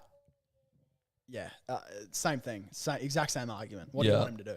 Yeah, guys, like, I'm just looking at this list right now. Caddy's the only one that jumps off the page as a half-decent player. And when Scott presents to the board and tries to argue for his job, that's what he'll bring up. He'll say this list is not ready. We're still 2 or 3 years away. You've got to give me time. And that's the reason why I have him behind Voss in the pressure ratings, because I think there is a scenario where he does keep his job. Okay, I rate it. So the remaining 4, Kingsley, McQualter, Nix, and Uze. Who comes in next? Nix. High expectations for the Crows. They've underperformed so far this year. I think there's been fair questions asked around their coaching and a few decisions they've made. He seems to be quite a stubborn coach. Yep. Just from the outside. And there's just been a few things this year from the Crows that just haven't made a ton of sense. Example? Well, I think the use of Rochelli's one. He's been dominant in the midfield, and yet Nick's kind of just doesn't find a formula with him. Sometimes Rochelli plays full-time forward for not a lot of reasons. Sometimes he'll play midfield 75% of the time, forward 25% of the time, which I think is the right mix. He just needs to land on a way to use Rochelli, because I think he's so good in the midfield and they haven't quite nailed it. I think the way they've worked Rankin back in to form hasn't been great either. He's been a bit underwhelming this year, Isaac. I think their forward line has been disappointing. I guess the thing for Knicks you can point to is their defence is just really unflappable at this point and still one of the best units in the AFL. But to go from first to then not win a final and to now being in a position where they're kind of in this wild card spot is pretty disappointing. And the footy windows are so small. You've got to maximise every opportunity you get. And right now it doesn't feel like Matthew Nix is doing that. Yeah, that's true. Well said. I predicted them to finish in 11th this year and I copped some stick for it. Didn't love the way that they played at times last year. It was very just long down the line, put it on the head of Phil Thorpe and then let the small sort of crumb. But they've never been like a good transition team. They haven't been able to close out games this year as well. So Freo comes to mind as a Freo fan. They managed to get up in the showdown, which was a massive result. What other games did they have earlier on in the year? Geelong. They didn't manage to close that one out. There was a couple early on. They've just been underwhelming for me. Yeah. And they currently sit at 11th on the ladder, even though they won the showdown. So they're below teams like North Melbourne and St Kilda. So, I just think they've got a really good list. There's one major hole they have, which is they need one more midfielder. That's another thing you can put on Knicks. Like, they haven't really experimented with that at all. Like, that's been a clear issue for the Crows for the last 3 seasons. And they've got someone like a Max Michaelani who they tried once. It didn't work. You reckon is the Go answer? back to the well, maybe. Just try things. You know? I don't know. I think there's plenty of questions around the Crows, and I think Matthew Nix has to answer a few of them. Yep. Bit of stubbornness. I like it. I'd probably have Adam Kingsley in that 3rd spot because... He's been stitched up, though. How so? Injuries. Yeah. My God. But this GWS project has just fallen flat on its face. How they have not won a flag with the amount of talent that has walked through the doors of that club. Do you reckon? I think they've overachieved. The amount of high draft picks that they've had, their list has been stacked for so long. And they just sort of bleed out all this talent. And now they're just in no man's land. Do you think they get some players back next year and they're back No, contending? they're cooked now. Yeah. I'll give you that, but I don't think it's Kingsley's fault. Okay. I think he's a good coach, and I think he's overachieved with what he's been given at GWS. I don't think he's overachieved. He's only been there for, 2 years? Maybe 2 or 3? 3. Yeah. So he probably got the list in the back end where... Leon Cameron underachieved. Yeah. Yeah, okay. They did make a grand final. They got smashed. Yeah. I think Kingsley's done pretty well with what he's been given. Okay. And if it wasn't But for they that, need to be a top 10 team. if it wasn't for that, not this year, if it wasn't for that huge choke against Sydney, wasn't it? Brisbane, sorry. Yeah. Of course. Did they choke to Sydney one year as well? Or am I making that up? No, they did. That was in back-to-back weeks. Yes. It was Sydney in the qualifying final and then Brizzy the next week. So if they win one of those games, Mm-hmm. they're probably in a grand final, potentially winning it. So they would have gone up against... Who did Brizzy play that year? We're both having a mental blank here. But Sydney. Oh, Sydney yeah. and Brisbane in that so grand final. Either way. Look, you can't say that that's not on Kingsley at all, of course. Where would you put him in your That is. pressure rankings? Would he be in your top 6? No. Wouldn't? Okay. No. McQualter lost to Richmond yesterday. I see it as he has probably the worst list in the game to work with. He's above Uze, though.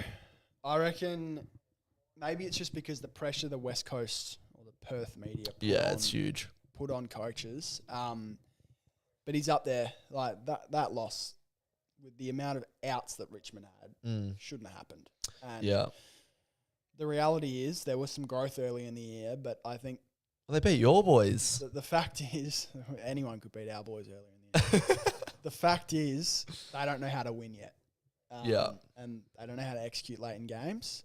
And I think they're probably slightly below where they need to be right now. Yeah, well, it looked like they were going to sort of come on. Their midfield game was looking all right, and then, I don't know, it's just fragile. They just don't have that discipline to go again quarter after quarter. As soon as they get broken, there's no fixing it in a game of footy. As we saw in that St Kilda game a couple of weeks back, they just fell to shit. But what can the coach do in that moment? Like, the players just roll over and give up. But I think it's coaching them during the week and under McQualter. You know, he's been there a fair while now. Yeah. To deal with those moments and to back yourselves in. I get they're very young, and it probably sounds a bit harsh, but I just feel like that game against Richmond was unlosable. Okay. Really. Like, with the outs that Richmond had, that was a VFL team. Yeah. Yeah, that's probably why I don't have Uze in as much of a pressure cooker as some people do have. The injury list at Richmond right now is ridiculous. Cooked. I think there's been more growth. Maybe they've regressed a tiny bit this year, but I think there's been more growth at Richmond over the last few years than there has at West Coast. Oh, 100%. Yeah. Like, West Coast are in no man's land as a club. At least Richmond have got a lot of high-end talent through the door pretty quick. They've still got that mature age that's delivering when they're playing as well. Like, Nankervis is still a premier ruckman when he's in. Yesterday, I couldn't believe it. Like, Bolter gets have lost slung forward, kicks a couple goals. Tom Lynch was important. Like, he competed. I think he only kicked one goal, but he had he set up the first goal of the game for Richmond. He had an amazing assist and was just, in the hunt for the whole game. So they've definitely got some older guys that are still playing their role. That's probably the difference between them and West Coast, because you look at West Coast mature players and you go, Yo, Kelly, and then it's like no one after that. And maybe that's unfair for McQualter as well, that he doesn't have that veteran support around him. Oh, Baker maybe, who's come in. Woody says Kingsley is going under par for the course, IMO. If it keeps going downhill next year, he'll be on the block. I think he's definitely under pressure. Oh, he is. He's under pressure, and it's going to get ugly for GWS going forward. So is he their next premiership coach? Probably not. Or the first premiership coach for GWS. Yeah. Did you see Tom Morris's list of like who's closest to a premiership? And he had like GWS like fourth bottom, which is nuts, or close to. Well, I think that's fair. You look at the profile of their list, it's pretty old. So what do they do with it? Do they rebuild? Like, you got Toby Green there and Josh Kelly and Whitfield, like that generation of players that should have got it done that didn't. where do they go to from here? So Green's out of contract, and I can absolutely see him leaving. Toby? Yeah.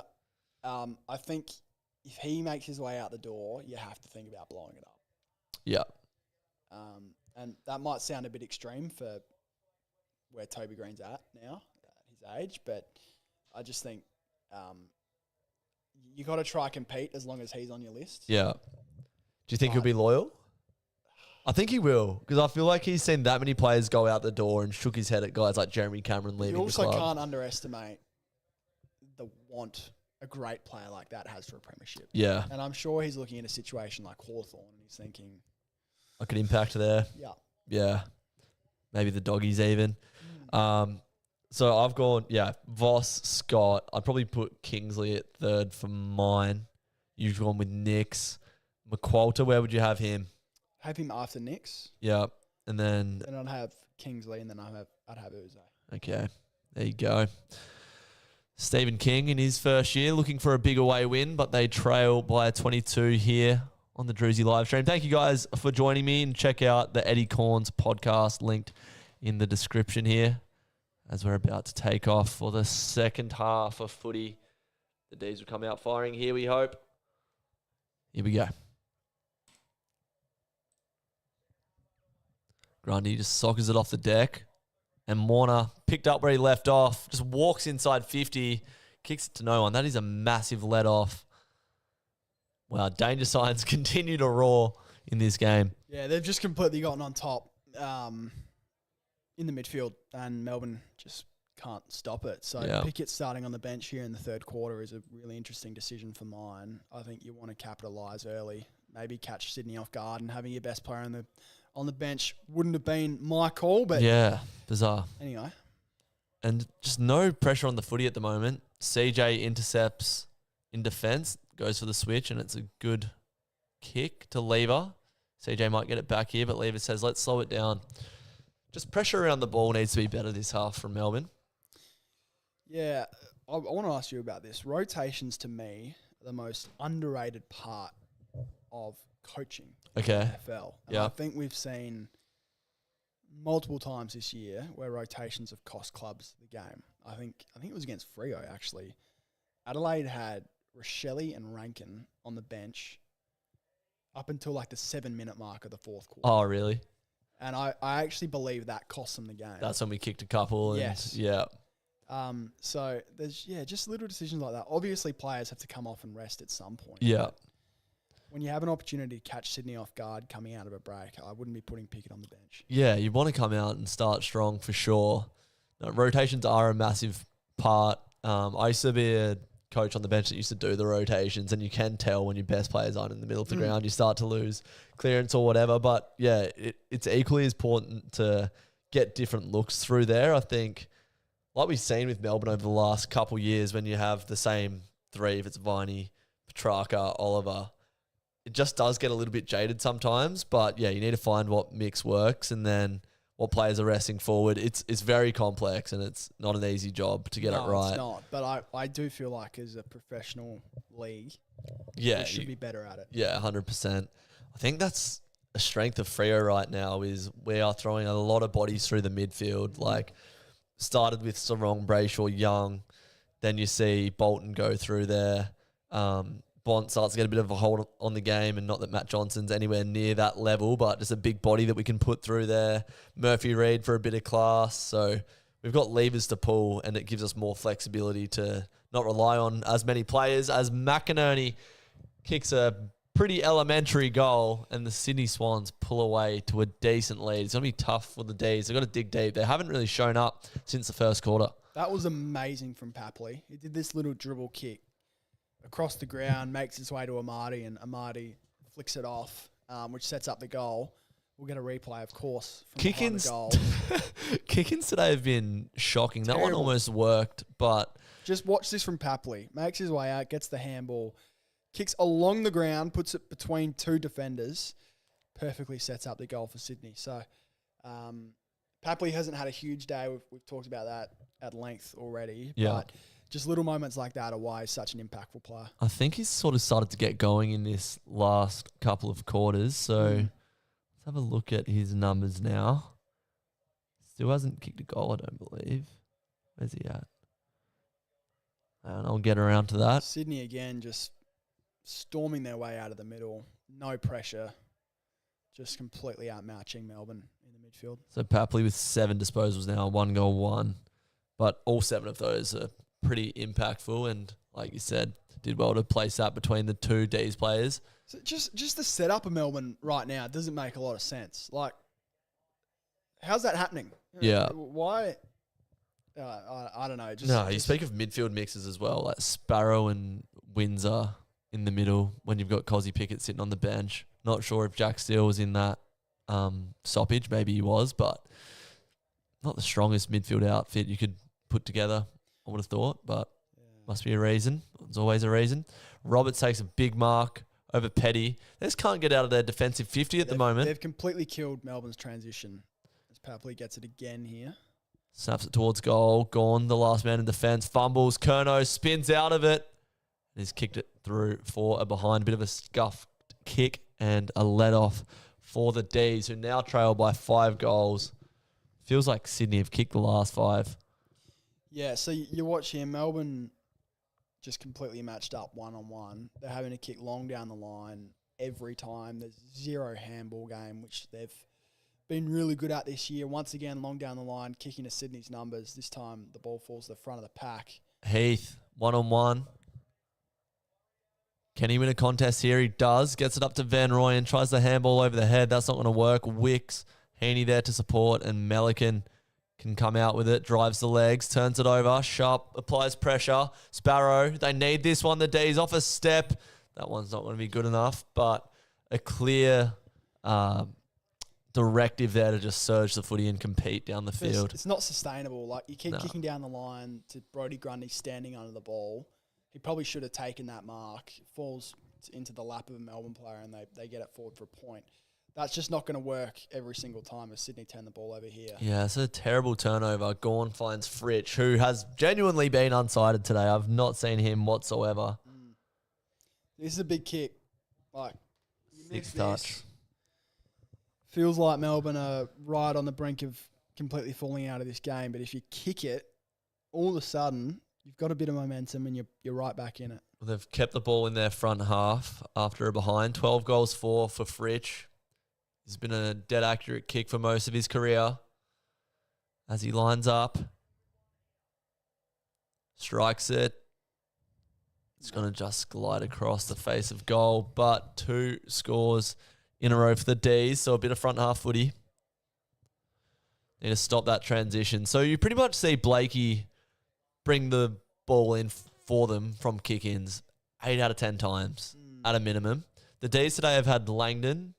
They've had Dolstrop. Gorn took one, I reckon. Yeah. So, yeah, just different levels to the ball movement.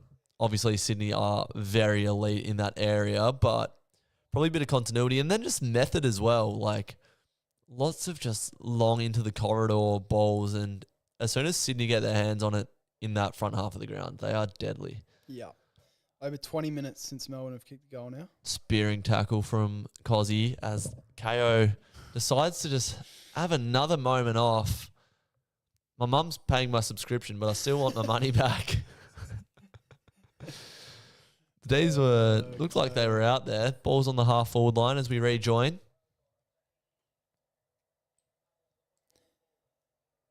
Oh, Blakey. He's out again. Kidding. Better take a bounce, though. Ooh, almost run too far, I reckon. Rampy stabs it to Heaney. Oh, Not 15? Heaney absolutely giving it to the umpire. Good to see dissent still in the game. Yeah. Umpire dissent. That lasted long. That lasted Maybe a week. Yeah. So the D's on the outside. This is the first time Melbourne's had a bit of run in a while. Let's see what they can do with it. They just sky the ball. Yeah, Sparrow inside 50 to Gorn, who makes a contest. Fritsch at ground level, bumps his own teammate out of it, and they are away. Edwards cleaned up at ground level. Never, ever going to work there. I don't know if Melbourne didn't have any targets up forward, but just skying the ball to Max Gorn in a 2-on-3. Very unlikely that's going to end up as a win for Melbourne. They were so good earlier in the year at lowering their eyes and taking their time as they go forward and making the right decision. That just hasn't been the case in the second half. They've used the width of the G so well this year, but away from home, they haven't been able to work the ground dimensions as good as they do at home. It's a great tackle right there from Jordan. Is it holding the ball? No, but Cozzy was looking like he was just going to run away there and really set something up for Melbourne. But Jordan laid a strong tackle. Gawn looks really sore. Yeah, he was on hands and knees there, just fell over in that ruck contest. And they're out again here. Heaney wrapped up by Lever. Great tackle. Spills forward. Top of the goal square. Petty beats McDonald. Papley comes through with a flying kick. In danger, will be paid.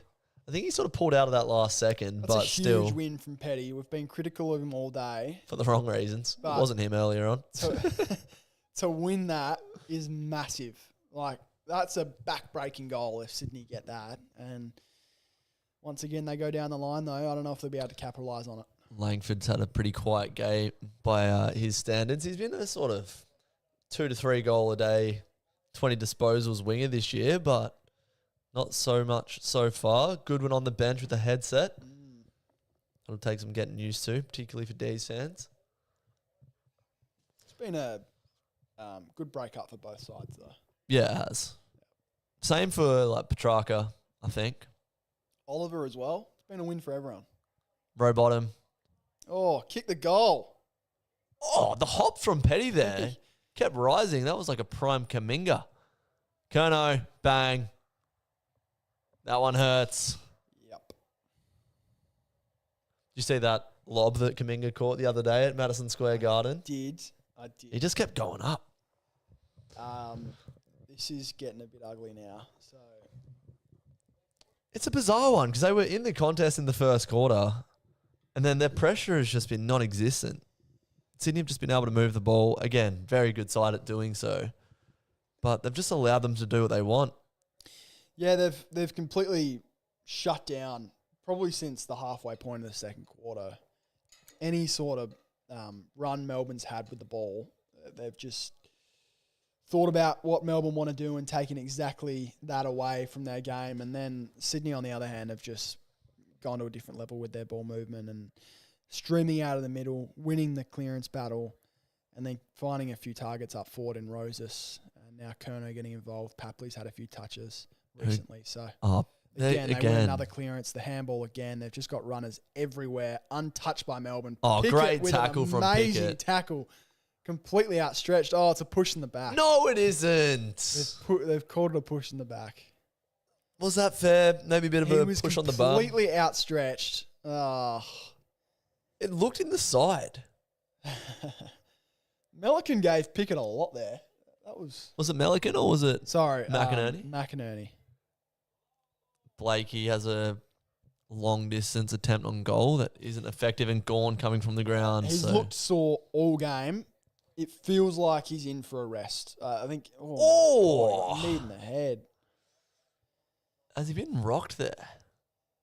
But he took 10 seconds to get up off his knees just before. He's shaking his head on the bench here. He's looked sore for a few weeks gone. Yeah, I reckon he really needs a rest. And let's see who Melbourne's got coming up over the next few weeks. I just think it's probably time. So they got West Coast next week. Oh, happy days. Opportunity to give them a rest before they play Hawthorn, the Bulldogs, GWS and Collingwood. I'm going to that Hawthorn game. That'll be good fun. That'll be a good game, hopefully. So what can the D's do here to respond? They haven't had their hands on the footy. Pickett looks like the one who's for Melbourne, who's the only one who's trying, is what I'm trying to say. It took a while, but we got there. Jefferson kicks it in the fridge direction. Oh, sharp, spoiled fridge. You almost pay that, but it isn't. I reckon that was probably a mark. Laurie, check side. What a finish. Oh. I sort of thought as he kicked that, the audacity from Bailey Laurie to have a shot of that sort of swagger, but never mind. A desperately needed goal. They trail by 29 points. Yeah.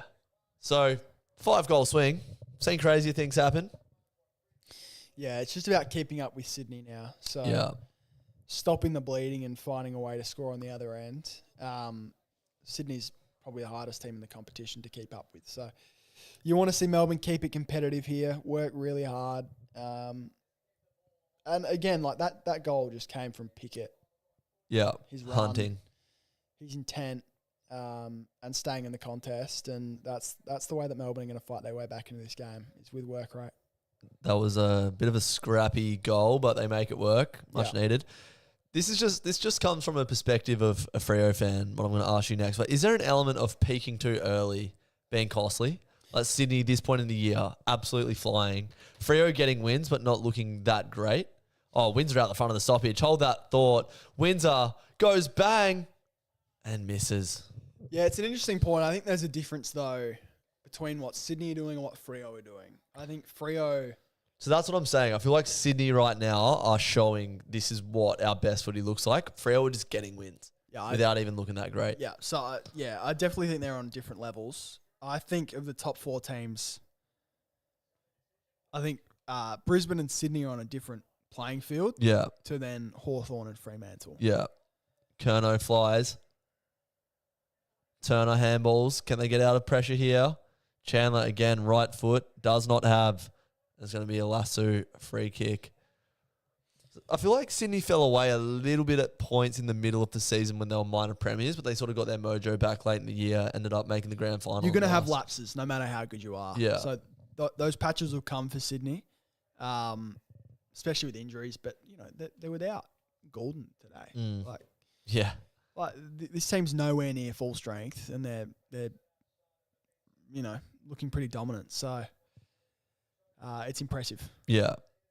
What are your thoughts on wearing a Guernsey after the age of 20 years old? To the footy? Yeah, I haven't. I haven't wore a footy to the Guernsey to the footy in years. That's a great point. I don't hate it. Do you own a Guernsey? No. Neither do I. I've probably got one back in Perth, but no, I never wear it. Because I just saw a to a game. 50-year-old man wearing a collared shirt, and then on top of that, a Melbourne Guernsey. How is that? Just like the businessman that finishes work. I know it's a Sunday, but just puts a Guernsey in his bag and just chucks it over. And you know what? I don't hate it. I kind of respect the drip. And you know what? You're a real fan if you're wearing a collared shirt and a Guernsey to the footy. Yeah, no, I rate it. What's like respectable drip for our generation? Do you reckon to the footy? Is it just like a plain tee and a scarf? Yeah, I'm looking in the crowd right now. That's pretty. I just dress normally. One thing I can't cop is people wearing club polos. Yeah, that's bad. That I can't cop. That's players only. That's coaches only. I don't need to see anyone, Greg, other than club officials, wearing a polo to the football. Yeah, it's like they're trying to look smart and official, but it's just like... You're going to the footy champion. You're not going to a work conference. Put the polo away. Yeah. Either go full nuffy and wear the Guernsey, or just wear normal clothes. What about your favourite like footy accessory? So like the dreads, or I used to have a little like mohawk one, like purple and white little... As a Port fan, the scarf is big. Yeah. You actually get involved on game day with one. Never tear us apart. So that's probably number one in my book. Rampy, bang, goal. Scarves outside of football though, not a fan. Yeah, I feel like you've got to really be fashionable to pull it off. And they're pointless. Like, oh, they keep me warm. No, they don't. They don't at all. Have you heard of jumper? Yeah. Get one on. Yeah. Keep my mouth warm. What? So, no, I'm out on the scarf in general, but at the footy, I don't mind it. Yeah. Have you ever wore anything outlandish to the football? Like, you've never worn, like, the dreadlocks? Not really, no. I used to go full nuffy when I was a kid. Yeah. Like, Guernsey, dreadlocks, badges. Badges were a big thing. Yeah. Badges were big. It's a bit uncomfortable to wear badges, I reckon. Yeah, they are. That's why you got to put them on the scarf. Yeah, true. So they go hand in hand. But yeah, no, I'm not a big accessory guy either. Fair play. Gawn's back on the ground. Good to see. I'd probably sit him down. How Well, far away it's not game over yet, I think. Pretty close, I reckon. Sydney. Yeah, Sydney are so good, aren't they? Probably not a great look if you sit him now, but yeah, exactly. It just shows that they're sort of putting the queue in the they do have rack. an excuse. Yeah, I don't know. I swear I haven't seen McCartan play today. He must not be out there. Let me have a look through my team sheet. He's the number 30 usually, so he is not playing. Must be injured. So you look at the back six of this team, and it really is Melican holding it down there as a key defender. Yeah. And then, was it Williams, the other fella? Oh, William Edwards. Close enough. Here he is. Sends it out to the half-forward flank. Our man, Crossy, with the big spoil over the top. If you could build a team right now with a forward line, a midfield, and a defence, whose would you take? So start with the back six. Good question. Back six, I'd probably take Hawthorn. Yeah. You're probably right. I can't think of any better. I'm trying to think of who's got the most dynamic backline. Whose backline moves the ball the best? Sydney? Possibly. Yeah, but they're probably not quite good enough. It's just Blakey, really, isn't it? Unit, yeah. St Kilda? Nah. Hard no. Yeah, I'll take Hawthorn then. Hawthorn. I think midfield is also a really tough question. Brisbane is pretty unbelievable at the moment. Yeah. Sydney is a fully healthy Sydney. Golden, Heaney. Yep. With a few others. They're definitely in there. He's gone. Very quiet days. Kicked one below the knees earlier on. I think 9 hit-outs as well. Yeah, not at 100% clearly. How's the set shot, though? That looks good off the boot. That slid through. An important goal to bring it back within 38. 7 on the trot needed, and Gorn says, come with me, boys. Let's do it. What, Freo not in the conversation for midfields for you? They're definitely there. Ruck come into it with Luke Jackson. Yeah, Shea Bolton, All-Australian. True. Hayden Young, 3 and 20 on the weekend. What'd you make of Coxey's debut? Yeah, he's all right. First few weeks. He's all right for a second choice. The early celebration was a bit... I can't really cop that. Yeah, that's pretty bad, isn't it? Salute as well. Yeah. It would have gone pretty hard, but it only makes sense for Mason Cox. Really? Oh, Christ. Like, if it had gone through by his standards, it would have been like, USA, dude. But it didn't, and it just made so much sense that it would happen to him. Why don't you just play Jackson? Because we don't have anyone that can play second ruck. I think that's bullshit, though. Yeah. Port were playing Ollie Wines as the second ruck last year. Yeah, how'd that go for you? Not great, but it doesn't really matter. Like, your midfield's so good. Yeah. It doesn't really matter where the ball's landing. You're probably going to win it. Oh, it kind of does, because Jackson hits out to advantage. Tracy and Voss have both pinch hitted at early stages of their career. I'd be playing Voss in the ruck. I don't hate that. 100% over Cox and over Darcy. Yeah. 100%. Yeah, I agree with you, to be honest. Could that be 50? Sharp ruffled up as he's taking the mark there. Yeah, I just don't understand that at all from the big dog JL. Well, Darcy's on probably 800, 900K a year. But that shouldn't factor into... It would, though. Of course it would, but it shouldn't. It shouldn't factor into decision-making when it comes to teams at all.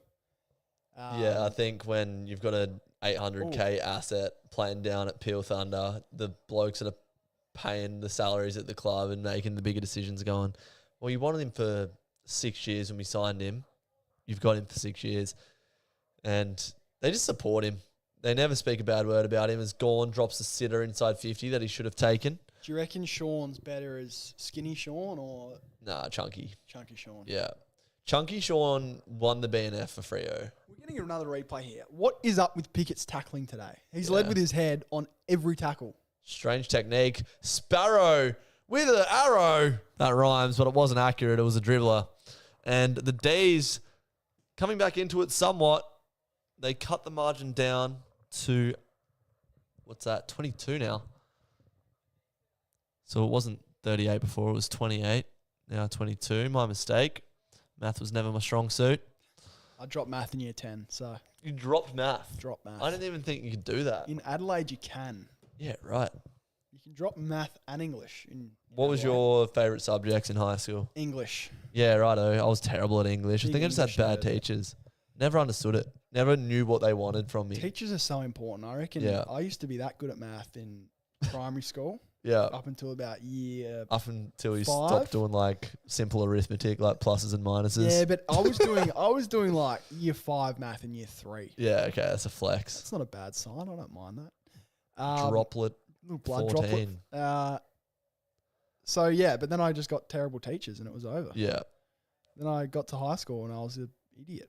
So never could catch up. Sheldrick wrapped up, took on the tackle, ball spills out, umpire gives benefit of the doubt. Tholstrup gets it up to CJ, dragged it in, ball spills out, Langford tries to get the kick away, smothered, Papley, snap, spoiled by Lever. Got a lot of tall, shaved head men at the D's at the moment. There's gone. Carlton's made a fucking thing out of everyone shaving their head. How's that going for them? Yep. I'd be staying away from the buzz cut. Yeah. Grow it out. You ever had one?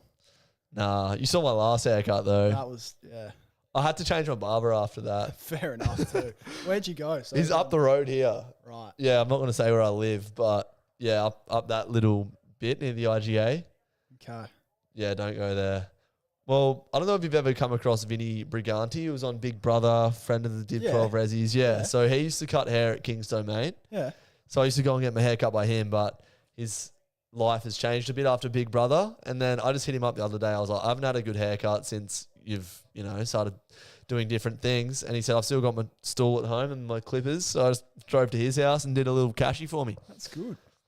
And it was a better trim than I've had in the last 6 months post Big Brother. So good to have you back on board, Vincent, if you're watching at home. Would you go on Big Brother? Probably. You would? Yeah, just for a laugh. Fuck, I'd damn, be tough. Be an experience. It would. Yeah. Again, just straight up the guts. Gawn's under it, gets hands to it, surge footy, and compete is the play right now for the D's. And then it's just a relieving kick, and it all falls to crud. Gets sent down the line, just uncontested kicks. Too easy for the Swans. Kick to half forward. McInerney works his player under the ball. CJ comes in and tackles. He's had a decent game, CJ. Chandler sends it out wide to Sparrow. Ed Langdon back on the wing with the patented tongue out as he runs. Sort of double touched patent then, but we'll roll with it. CJ, good spoil. Oh, Tholstrup's got a lot to do with frontal pressure coming on. Handballs it up. And Marty had a bit of a quiet middle 2 periods, but the team's success hasn't been so. Warner just keeps running. God, the pressure that he's brought to win the footy back has been inspiring. And Marty with the handball forward, and it's cleaned up there by Max Heath. He's had a solid game. Heaney at the bottom of the pack. Wins a contested He's a footy. freak. That's how did he get up like that? He had to play on his back. He stood up and then gets a goal assist here, kicks it to Sheldrick, about 30 metres out. That was unbelievable. He had a player on his back. He got the ball and still managed to stand up and find a target inside 50. So that shows contested ball winning ability, That is- strength, vision, and skill all in one play. That's ridiculous That's from the play Heaney. of the game for me. That was and Chandler was the one tackling him, who's a beast. That's unreal. He's got Sheldrick. He's hit the post, and that's what the game needed, to be honest. Great skill from Heaney, but we want this one to be close. The D's have kicked the last couple. 3 goals for the quarter, so they've just kind of equalised. Couple in the last 10 minutes. They just want to go straight up the spine again and compete, and they do. Fritsch gets a handball to Latrell. Had a bit of a quiet day, good start, but hasn't been cited since. He's Heaney, taken over. handball, chain, and a good tackle there from Sparrow, who says, "You're not coming through me, Jimmy Jordan." Heaney's last 3 minutes have been unbelievable. Where does he rank in best players in the comp for you? Top 5, I reckon. Yeah, he'd be there, wouldn't he? Yeah. Yeah, Bont, Dacos. Better than Butters? They're on the same. Oh, I'd probably take Butters over him. Just. Really? Yeah, just. Butters is Heaney has more forward ability though, I doesn't he? guarantee you, the second Butters gets to Melbourne and people watch him properly, there'll be arguments for him to be the best player in the competition. Okay. I Latrell, the game needs him to kick a goal here. Sells the candy and he's missed it. Just wasn't settled there. Didn't have his hips level. 22-point margin now. 24-point margin, sorry. They come out of defense. Cross comes across. Wicks handballs it to himself and then sockers it along the deck. Gone below his knees. Clean.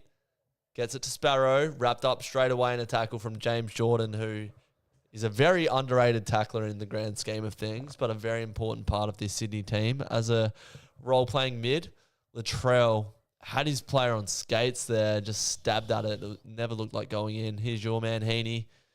Been dominant in this last little stanza. McInerney goes the bump. Ball flies over. And then the pressure building here. The D's have lost 5 of their last 7 at the SCG. And the Sydney have not lost here so far this season. An average margin of 49. That's ridiculous. Yeah. So, doing better than most teams so far, the D's. And they've definitely built into the contest a little bit this last stanza of play.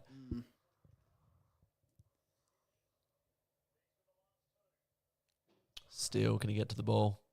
He doesn't.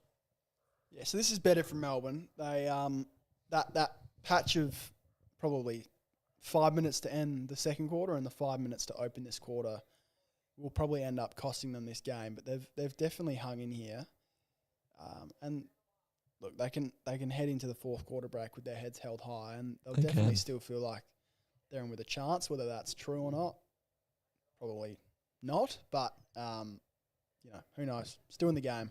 I've been told I'm good at English for a bloke that never understood it. That's a good point. Heaney. Oh, it wasn't Heaney. It was Roberts, sorry. Well, Heaney set up Roberts then. Again, clearance off the stoppage and an amazing kick to Roberts. He's just been so dominant in the last 5 minutes now. Completely taken over this game. This kick is pissing me off. Yeah. Well, they've been doing all right to compete at the fall of the ball, to be fair to them. Been getting a fair amount of territory. Straight down the middle, 70 metres down the line, about 20,000 times today, and it's worked once. Yeah, it would frustrate you as a fan watching that, wouldn't it? Just sort of going long to a contest. Could have been soccer in danger, not paid. Langford paddles it forward, and it's just going to spill to the Swans again.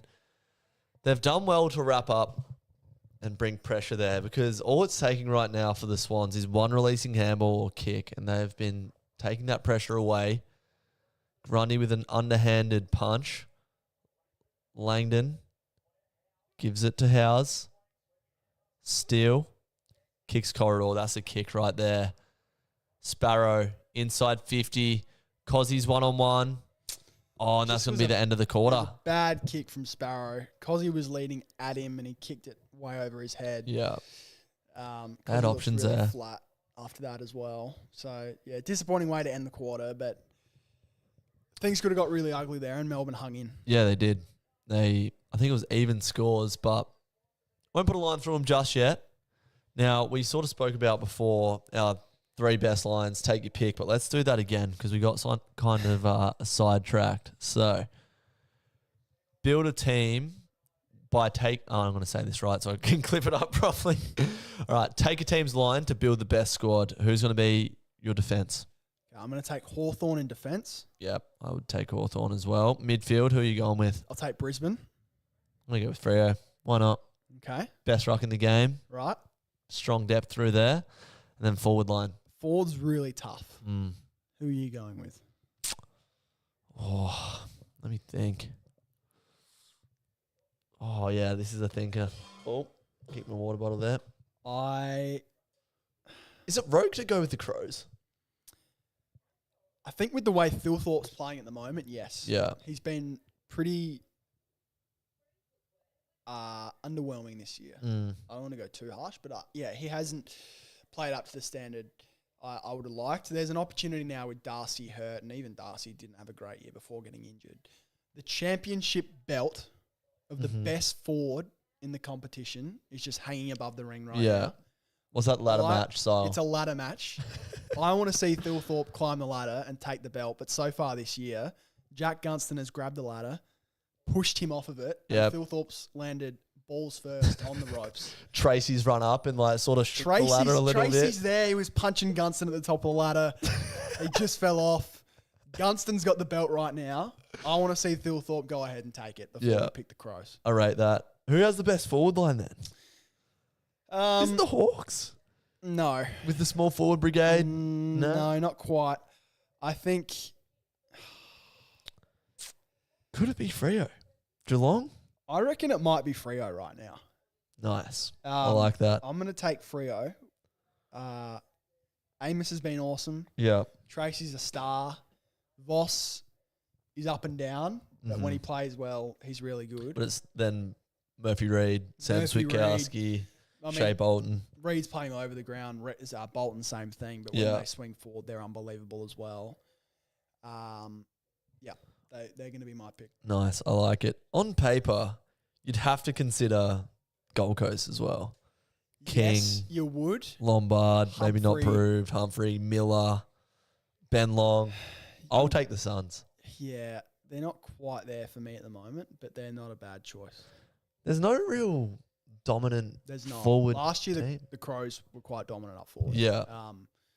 There's not that team so far. I'm sure one will emerge eventually. Might end up being the Crows. Yeah. Who knows? All right. Now, speaking to this game, I'm going to do a little blind rank. I'm going to spawn this one on you out of nowhere. All right. So, blind rank these 5 stars from the Sydney Swans and the D's. Mm-hmm. Chad Warner. 3. Max Gawn. Oh, no, I've already cooked it. There's good teams, good players. I've cooked it completely. 1. 1, gone, nice. Nick Blakey. 5. Okay, controversial, good year. Heaney. 2. And Cozzy. Gotta chuck him at 4, mate. See, I cooked that. By putting Warner 3rd, which on any other list. I forgot about the rucks. Yeah, true. So I wasn't thinking about the rucks. And I panicked then as well. I probably should have put Gawn 2 and then Heaney 1. But that's the blind rank, mate. That's a poor performance from me. That's the pressure cooker. And then start, bench, trade. Heaney, Warner, Cozzy. Starting Heaney. Yeah. Benching Pickett. Okay. Who was the other one? Warner. Yeah. See you, Warner. He'll probably get traded to West Coast anyway. Perfect. I reckon he's got his eyes set on West Coast. I reckon he does as well.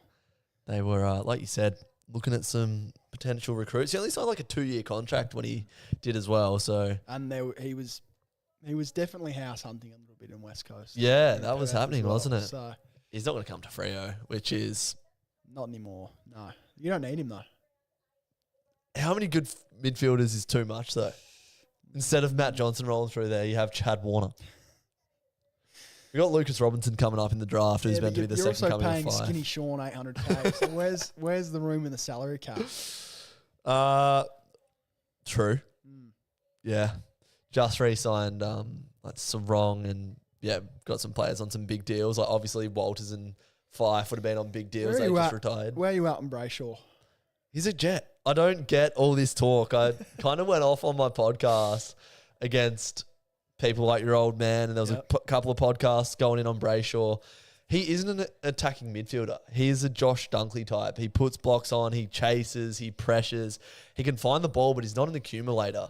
So I don't like this narrative that, he's not finding as much of the footy, because he plays a selfless role.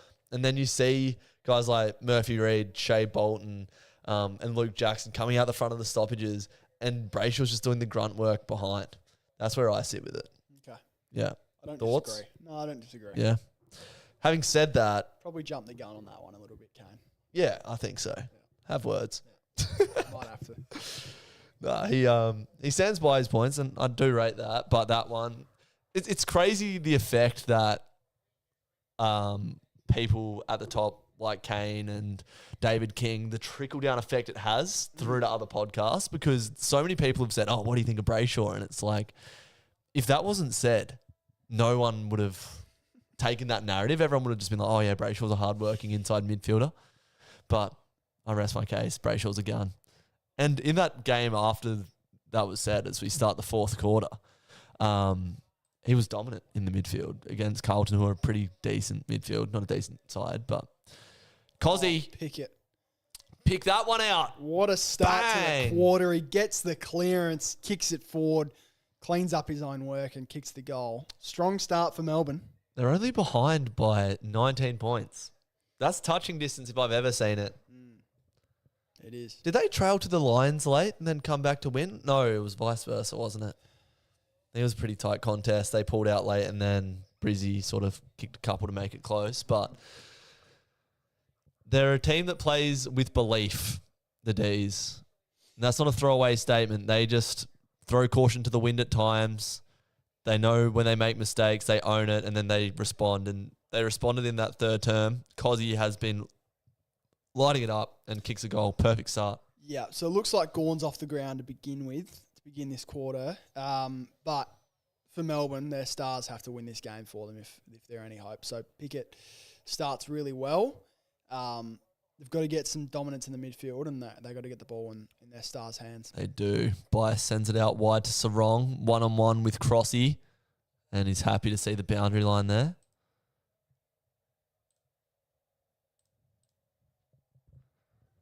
So, game just on a little bit of a knife's edge at the moment. 28 scoring shots to 19 wouldn't tell you so. Next goal is huge. Yeah. If Melbourne getting the next one, the belief just skyrockets, and if Sydney get it, the game pretty much gets out of touch. It would.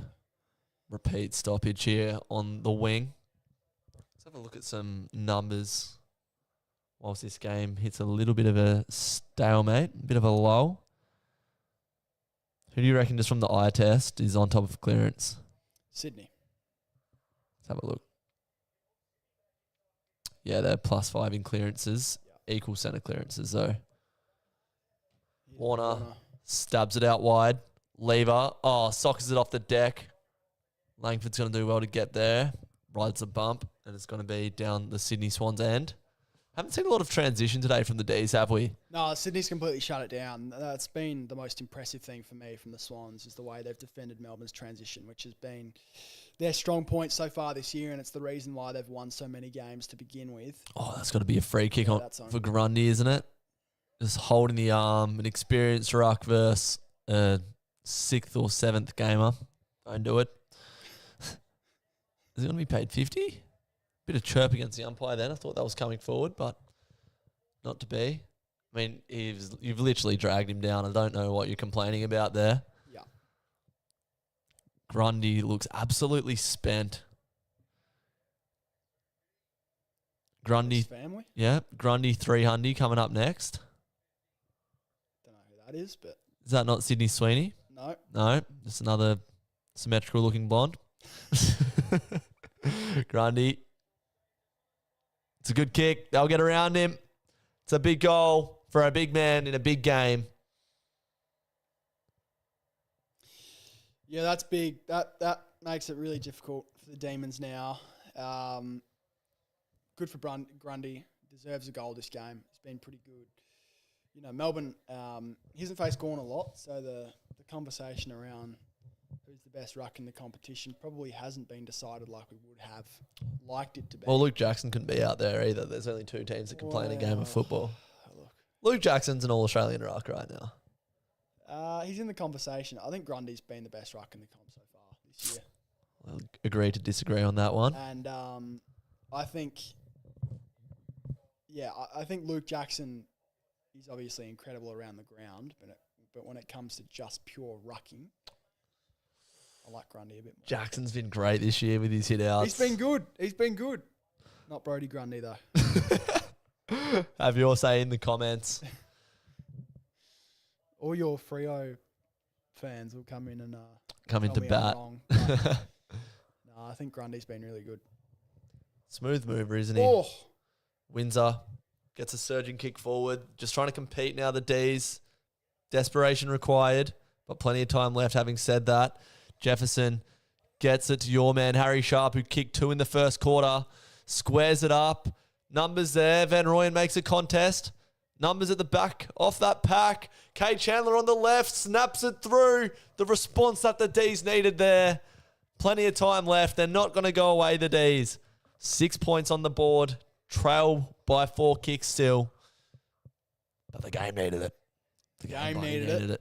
Game needed it. 19 points. Chandler. He's been strong in the contest all game. I don't know what his stats are like, but I thought he's had an impact. And that was a nice goal there. And also Sharp. Good decision not to try the miracle kick from the boundary. Squares it up to the centre of the 50. And Van Rooyen did well to compete in that contest. Van Rooyen did well. Chandler, nice snap to finish it off. So, 12 good start to the disposals. quarter for the Demons. Yeah. Liking it a little bit more than what we've seen over the last, quarter and a half from them. Can they back it out? Go kick another goal. Shout outs to the Find out. playlist guy in the chat. Cozzy comes out at the front of the stoppage. That's what you want to see as a Melbourne fan. Just paddles it to himself. Didn't really have the footy that as he was wrapped unreal. up, but it might work. Windsor comes out the front. He's had a few of those today. The D's just running forward, surging, competing. Langford hasn't kicked a goal yet today. Puts it up in the sky. That could have gone anywhere. And it's going to be a turnover. 2 things for the D's here. Work rate has just skyrocketed. So they look like they're way back in this contest. And then Pickett, the number one thing they teach you as a young footballer is keep the ball in front of you. And that was an amazing example of that. Never really got full possession of it, but just kept tapping it forward. And then a nice final tap to get it into the hands of one of his teammates and almost set up the goal. Oh, no. Turnover in a terrible position. Papley over the top. I don't know if you just saw that, but Heaney just took a screamer. Did he? I think you might have missed that. I completely missed that. Because it was in the sort of drop-down square as I was showing a replay of Cozzy doing that as you were talking through that. Heaney took a screamer in the bottom corner of off the display. Let's see if they show that replay. They've got to. Surely it won't be behind the goals as well. Wouldn't hold my breath given what we've seen tonight. Logan McDonald with the snap, and it's a goal, so that stings a bit for the D's. It's a 12-point swing. They could have pretty easily kicked a goal there, Melbourne, off the brilliance of Pickett, and then we get, apparently, what I'm told is a sensational mark from Heaney, and they go the other way and kick a goal. He just flew over someone. That's and they don't show it, and it's behind the goals again. Wow. Fox footy. The camera work today has been shocking, man. Get stuffed. As if anyone cares about this transition when Heaney's just taking a screamer and it was in the corner of the screen. Maybe they don't have... They must not have the frames to go through. Then. Yeah, see, you've got info I don't know about. Show the broadcast. It's easy as that. Angle. Surely someone in the truck saying something. We've just missed the mark of the round. God. Have they actually missed that? He's genuinely just jumped over a bloke. They've just shown the same behind the goals replay 3 times. 888 metres gained by handball to the D's 383. So that tells the story from a transition point of view. That's got to be 50. Heaney's run in front of Gawn as he's taking the mark to try to stop Cozzy. Great kick on the outside of the shoe. Sharp going... Oh, give it back.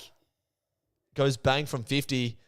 That looks decent off the boot. Pickett just kicked slides. that. He worked so hard to get from Melbourne's defensive 50 all the way up the ground. He was completely on his own, and Sharp ignored him with the handball and instead tried to kick it from 55 out. Pickett could have stormed inside 50 and kicked the goal there. That's disappointing decision from Sharp. It was a little bit selfish because he had Langford streaming on the outside as well. Decides to go for home. Petty playing in front. Danger looming. Great tackle from CJ. That's got to be holding the ball. Not paid. Roses Jr. for his 6th. He's kicked it, and that puts a bit of a dagger in the heart of the D's. That should have been holding the ball for me. He's taken on the tackler and been stripped of it, but you won't take anything away from Malcolm. It was one of those 50-50 ones. My man Roses. What Your a game. Man. Just a performance that may go down as the breakout game for him in his career. And Sydney again, this is the transition. This wasn't by handball, but this was by kick, just completely piercing their way through the Melbourne defence. Petty did a decent job of contesting. You mentioned the tackle, but Roses just swarmed to the ball and snapped it through. He's had a few of those today, just swinging around on that left foot. Yeah. I mean, really, all of his goals have been pretty standard. That one, he had a little bit of a spin, but Yeah. He's been left on his own a fair bit, and he's made the Demons pay. Know your role, play your role, and if that's kicking 6 goals, you're having fun. Leo Lombard could never. Just copping strays here, Leo Lombard's done nothing wrong. Why did I tip Melbourne, says Josh. Don't Come on, mind the brave Josh. tip. This is why you don't tip. Yeah, I think I might learn my lesson. I had a mental break from tipping. I wasn't going to tip. And then my group chat of mates that don't even really follow footy were like, we're going to start a tipping comp. And I was like, all right, I'll have all you schmucks, no worries. But McDonald's kicked another one. Now, that's going to be game. That is going to be Floodgates game. have opened. Melbourne, their pressure increased for the first 5 minutes of the quarter. Or we're just getting past the first 5 minutes, first 3 minutes of the quarter. But it's fallen off now. And Sydney are up to 117 points. Yeah. It's been a pretty amazing offensive showcase from them. They're clearly the best offensive unit in the game right now. Yeah. And I think the case has been made that they're the best team in the competition, full stop. Yeah, 100%. Well, they're top of the ladder as it stands. I'm keen to play them. We play them at Optus later in the year. So I'll be watching that one with great interest, obviously. They beat us twice last year, actually, in games that we should have won, both tied encounters. Tipped Melbourne based off the fact that anything can happen at 3:15 Eastern time for the Ds. That's a fair comment. They love a Sunday Arvo slot. So, coming up for Sydney, got North Melbourne next week. Could be a bloodbath. At Marvel. At Marvel. And then Collingwood, Geelong, Richmond, St Kilda, Port. So it's a pretty good run. Yeah, Geelong's the only one that looms sort of any sort of danger for them, I suppose. But depends. Is that the SCG or So they play Collingwood at the SCG, and then they play Geelong at GMHBA? at GMHBA. So that's going to be a good game. But other than that, it's a pretty good run. Yeah. And they'll be playing Collingwood with no Pendlebury.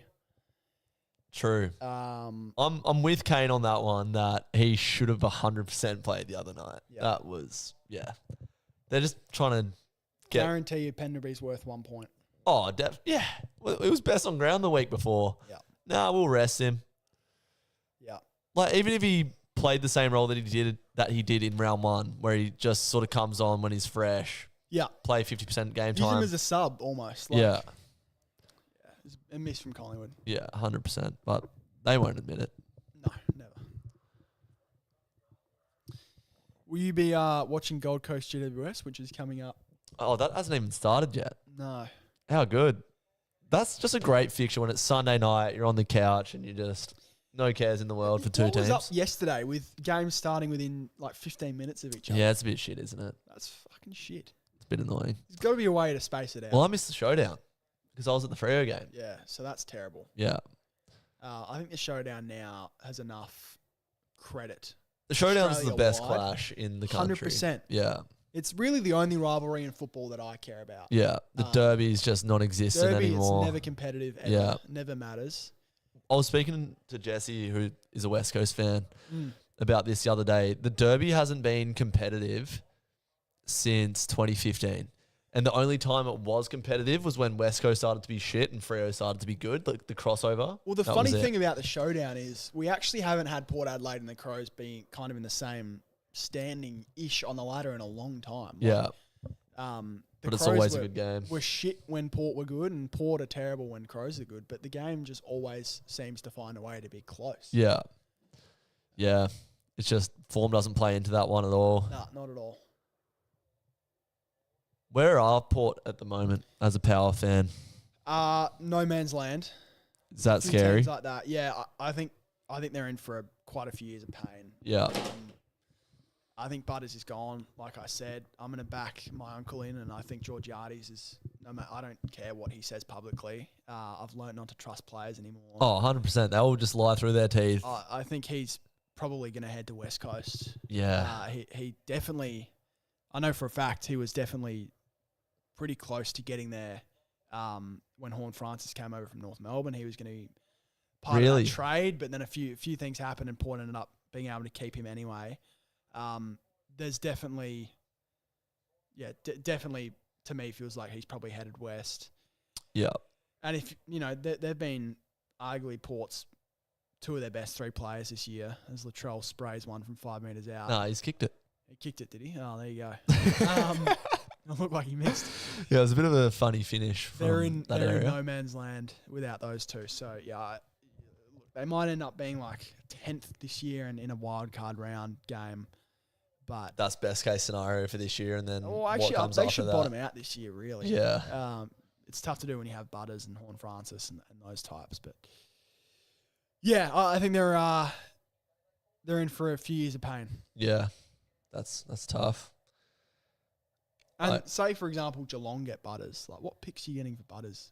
Yeah. You're probably getting first, but they're going to be, That's a bit of a loophole in the trading a first round pick, isn't it? Because it's not like Geelong can go, all right, we're going to go to Richmond and we're going to trade them something that's actually valuable for Butters. Like, we're going to get their first round pick by trading, I don't know, our first round pick in a second. So that's more valuable. And then we're going to present that to you. They're just like, oh, no, we'll just give you a couple of first rounders. And now with the change of the draft rules, they've got Dougie Cochrane, who's been touted as this saviour. Like, even if Butters leaves, we'll have Cochrane come through and he'll be just as good. Yeah.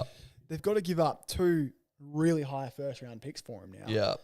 Which wasn't the case in the past. Roses kicked 7. That was the easiest one of the game, and he's had 4 sitters. So, yeah, they're in trouble.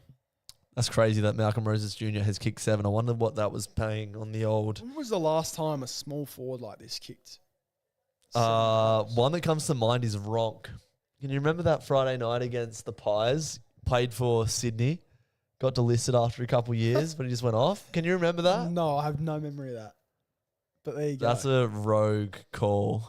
Someone in the chat, if you want to help out on that one. When was the last? It could have been last week. Like, who knows? But this is the biggest small forward.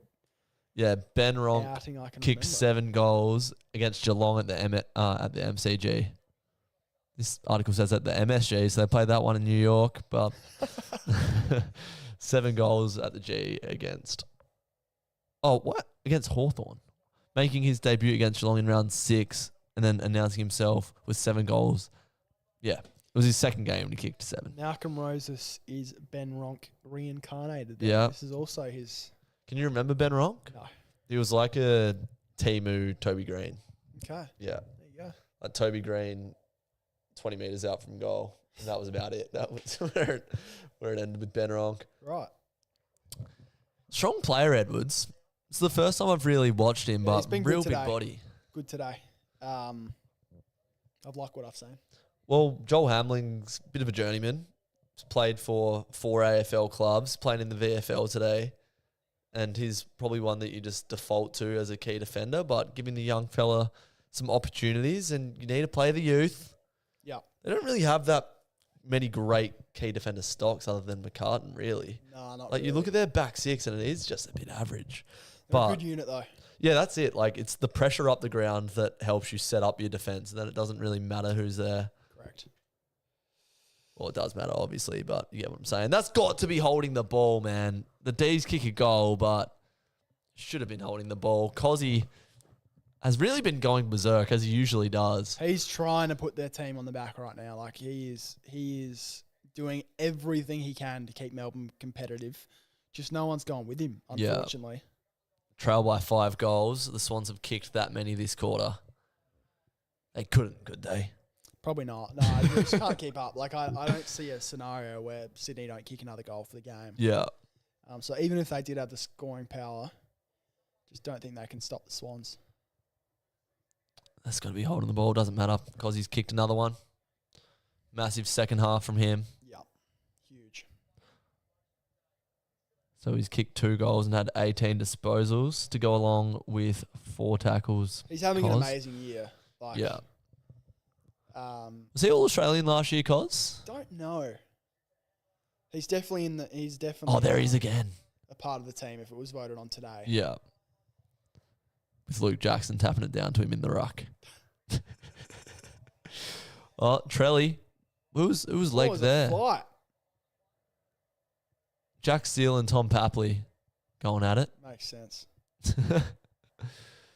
So, footy in the hands of Sydney after all of that.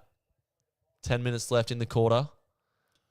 Swans fans are leaving the ground. Are you someone who leaves early? I've left early once. Once. Can you take a guess at what game it was in the last 2 seasons? Man. I've got no idea. St Kilda Friday night last year. Fair enough. Can you remember that game and how bad it was? Yeah. We just didn't show up. Sarong wasn't that getting the game. ball. Did ya? That would have been painful for you just to be in Sucked. attendance. Yeah. No, I had footy the next morning when I was playing for Wattle Park. It was like 9 a.m. start, and I was like, nah. I'll Not walk. playing for Wattle Park this year? Nah, doing commentary. So Okay. I do miss it. It's so much fun. I'll see how I go. See what happens with the producing side of things. Yeah. Nice. There's only so much time in a weekend. True. But yeah, I don't know. I just feel like I sort of got to move the needle forward a bit with what I'm trying to do. So playing football, even though it's a lot of fun with those boys and I can get a lot of content out of it, yeah, just sort of felt like I needed to switch lanes a little bit. I'd play if they had Sunday games, but they're all Saturday, which clashes with the VAFA. So it's literally just a time thing, really. Yeah. Did you play much footy growing up? I played till I was 12. Yeah. And then I was forced into retirement as I only have one kidney. Really? Yeah. Wow. Yeah. So there you go. Damn. Yeah. When did you get the second kidney taken out? Well, my heart's also on the wrong side. Wow. Okay. Yeah. And they were doing a surgery to look at my heart. So they had a camera Yeah. inside me.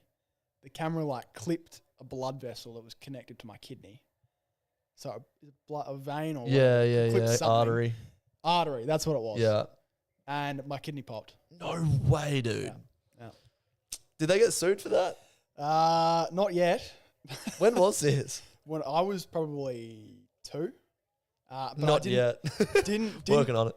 Didn't find out till I was 7 years old. I almost died and they had no idea why because I lost so much blood. And then when I was 7, they were just doing like a routine scan. They were like, hang on, where's your kidney? And then they went back and looked at the vision and they saw it.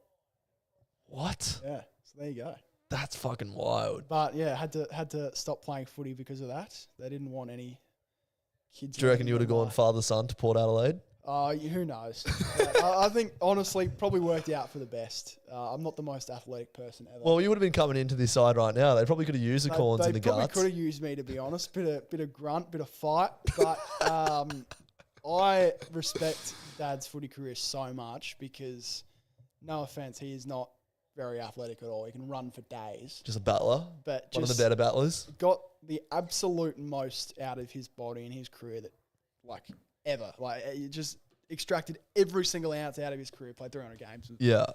Was very good. So the likelihood of me doing that as well is probably not very high. So I reckon it's worked out for the best. It's led me to the media, and here we are. Living the dream in the big smoke. If I had 2 kidneys, I probably wouldn't be sitting here. Yeah, true. So how shit would that be? Yeah.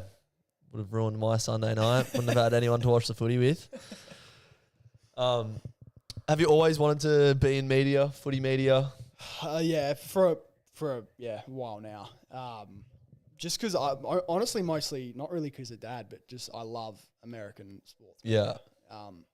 So Bill Simmons, Colin Cowherd, those types are kind of the 2 guys that I look up to and have, like. Them shows aren't really being done over here to the extent that they are over there. I reckon we're probably 10 years behind American media. Yeah. So yeah, they're the 2 guys. Like, I've probably listened to every Bill Simmons podcast for the last 7 or 8 years. So does he cover NFL, MLB, all of it? NFL and NBA mainly. Yeah. He's a huge NBA guy. Also very good during the NFL. But like, he talks about movies. He's got a podcast called The Rewatchables where they just rewatch old movies. Yeah. Okay.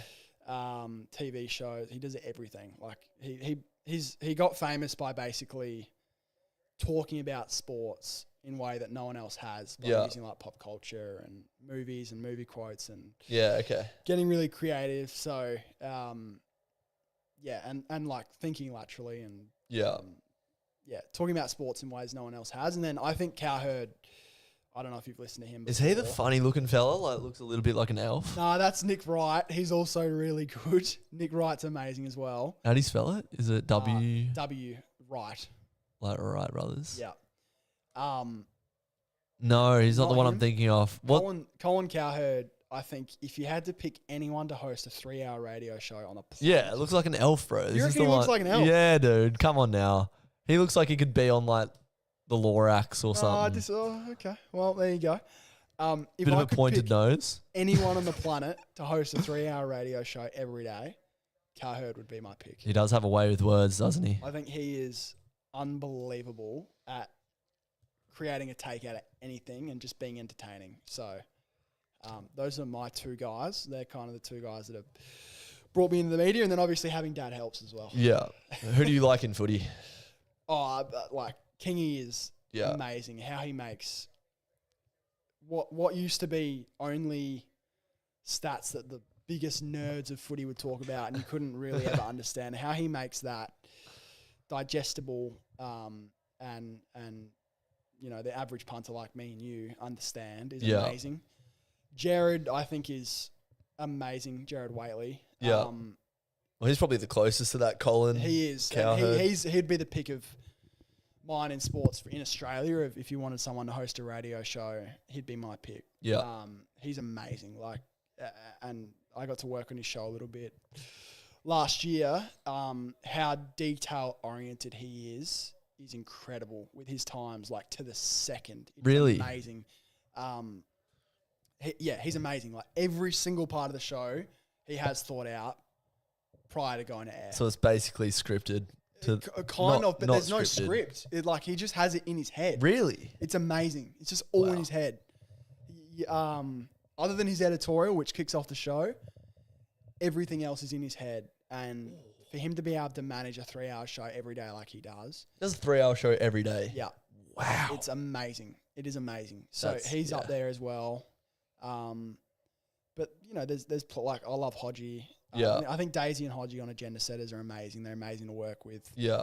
What's your role? Are you like a assistant producer type thing? I think I think that's my title, associate or assistant producer. I source all the vision. Okay. So every bit of vision you see that goes to air on Agenda Setters, that has been looked at by me or found by me. So just like they're talking. Yeah, all that something stuff, comes over. all the analytical stuff. So a lot of the times they'll give me time codes. Sometimes I don't. I go find some stuff. Graphics and whatnot. Are you putting them together? I help with, but I don't. That's not my job. So there's another producer that does sound on tapes. So like people talking, and then graphics, and then there's another producer, the line producer, who puts together the rundown. Okay. And talks to the hosts while they're on air. Gotcha. Yeah, so we're actually, you'd be surprised how small our team is, to be honest. Really? But it is such a fun show to work on. It's hectic. Yeah. And we're having fun at the moment. So is that every Monday, Tuesday? Monday, Tuesday, Wednesday, Agenda Setters, and then the Sunday Footy Feast. Yeah. That was the first time I watched it today. Yeah. It was a bit different, like long broadcast. And I think it's a 2.5-hour show. Yeah. So it's... Well, it's good because it gets, as Van Rooyen snaps a goal. Yeah. 4 minutes left and 3 goals down.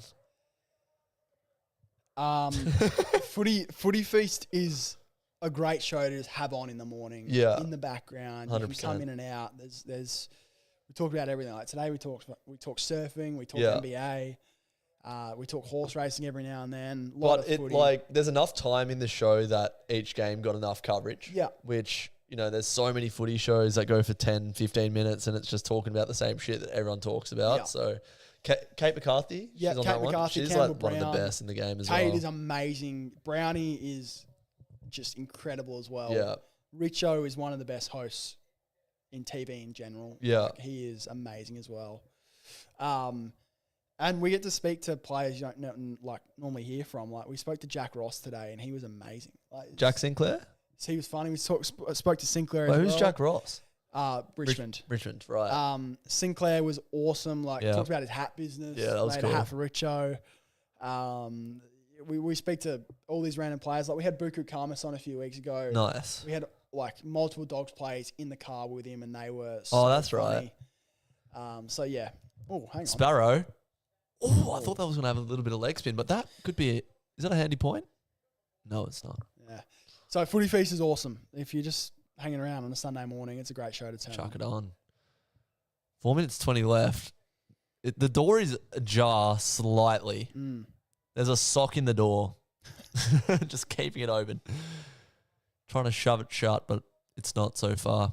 What are you sort of perfect picture, 5 years' time, 10 years' time? What's like your week to week look like? I don't know, to be honest. I'm still figuring that out. Like, I'm just enjoying what I'm doing at the moment, producing. So if it ends up I'm a producer, like, that's a huge win. But I also love being on air. Yeah. I don't necessarily know what my role would be in the media. Like, you kind of have to play a role. Yeah. I don't call games. Mm-hmm. Haven't played. So I actually don't think what I would do in the media that Oh, role Langford. exists, as Langford takes a great mark. So yeah, I'm just being patient and keep learning, Getting the skills up. talking to incredible people in the media and seeing where I end up. That's the best thing about the field is the people that you meet and like the stuff that you get to collaborate on. Langford's kicked one. Hang on. 12-point margin. Could we see a draw? Another one. 3 minutes 43 left. The way that they've been playing at times this game. This is awesome from Melbourne. Like, we've gotten distracted, but they've fought this out, and that's what you want. Like, that is what you want. We saw North Melbourne just give up yesterday. That's the worst case scenario. Melbourne could have easily given up. They've come back here, fought this out, and really put Sydney on the back foot. And all of a sudden, this is a game. Like, this could be a draw.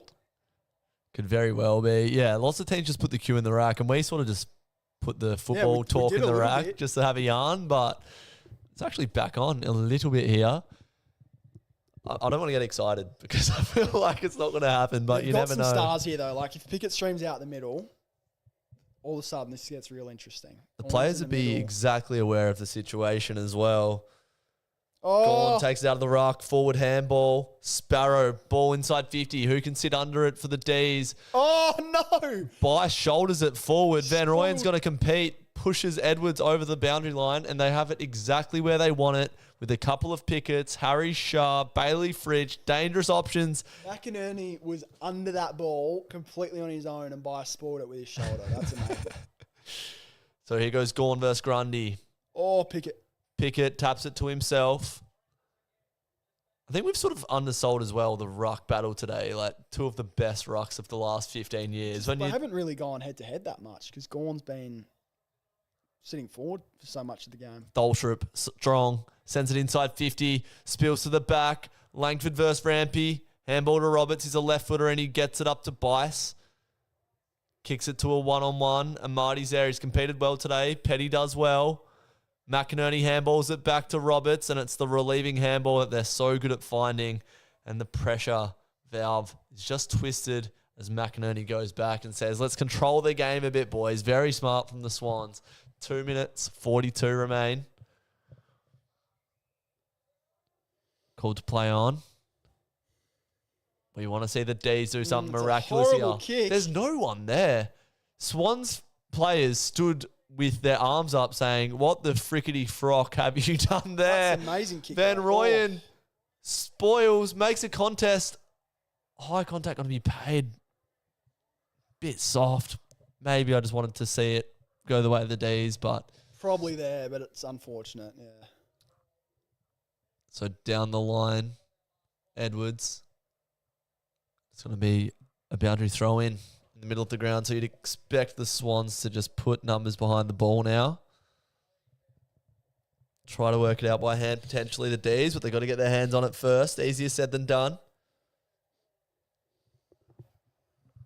Gorn v Grundy. Sheldrick to the footy first. Heaney comes out of the pack. Handball's turned over. Harry Sharp, composed, sends a high ball, sort of to no one. Fritsch back with the flight. Blakey gets the fist to it, and another ball in. Sharp just needed to take one more step there and lower the eyes. He just kind of blazed away. Oh, I thought he did it right there, personally. No, I don't know. I reckon He stayed composed when a lot of players would have blazed. He took a couple of steps, but maybe the higher ball option wasn't the play. I just reckon he didn't need to kick that straight up in the air. Gorn tries to take it out of the ruck. Mills wrapped up, and that is a handy point because if they kick two in a minute and 36 seconds, they will lead this game. They trail by 11 points. Indeed. So Blakey Sends it to the half-back flank to Heaney. Good option. Worked out earlier. Didn't get the benefit of the replay, but that happens when you're not watching Channel 7. Hey? What? I still can't get over that. Fox has been... Is there wars? Is there like broadcast wars? Is there a bit of it's kind of not really because, Fox have Saturday and this is what it is, Yeah, fair enough. All right, now we have a foot race on. Turner v. Amadi. Amadi puts it out in front of himself. What an effort from Amadi. That should be a free kick, and it is. Yeah, holding the man. Free kick paid. That's a game-sealing effort from Amadi there, and he gets 50. 50 for what? The game didn't want to see that. Amadi was good early on. He's kind of faded out of the game, but that was an amazing effort to win that one-on-one, get the free kick, and now he'll go back and kick the game-sealing goal. So free kicks there. Free kicks there. I reckon descent maybe. Oh. Hang on. Whistle blown. They've tried to play on. Tried to play on. I mean, That's silly. Didn't really seem like Melbourne knew what was happening. This is for Amadi's fourth. So a great game when you look at the stat sheet. Had quiet periods, but really did compete for 4 quarters. This one will put the nail in the coffin. I'm just going to... Oh, KO said, I'm going to sleep. Not yet, you're not. Yep. Crazy how it does that. Is it? Why you got to watch Channel 7. Yeah, you're not wrong. Yep. So, yeah, it's the time you spend trying to reload your stream versus ads that, how do you balance that? Are you a KO subscriber? I've got Foxtel. Yeah, okay. Old school. Yeah. We sacked KO. We had it for a while. And then there's too many disconnections. Too much, cutting in and out. Yeah. Going to ad breaks during games. You'd be a league pass man, I'd assume. Big league pass man. Yeah. I'm not a league pass man. It's a bit too spenny for me. No, wait till you get the NFL game pass. Yeah. That's cooked. At least with league pass, you get like 10 games a day. Yeah, true. I just work during the day for the most part, so I miss the NBA anyway, and then I come home and it's like, all right, League Pass has those. They have replays that are just the possessions. Just like the buckets? Ads, just possession. Okay. It's like, it gets the game down to like 40 minutes. Okay. And it's so good. So timeouts in the NBA suck, man. Exactly, it sucks. So after work, you get the best games, you just watch that. Okay. It's great. It's good to know. It's great. What an upsell League Pass that is. Sponsor me. Honestly, jump on board with the Eddie Corns podcast. We'd love to have you.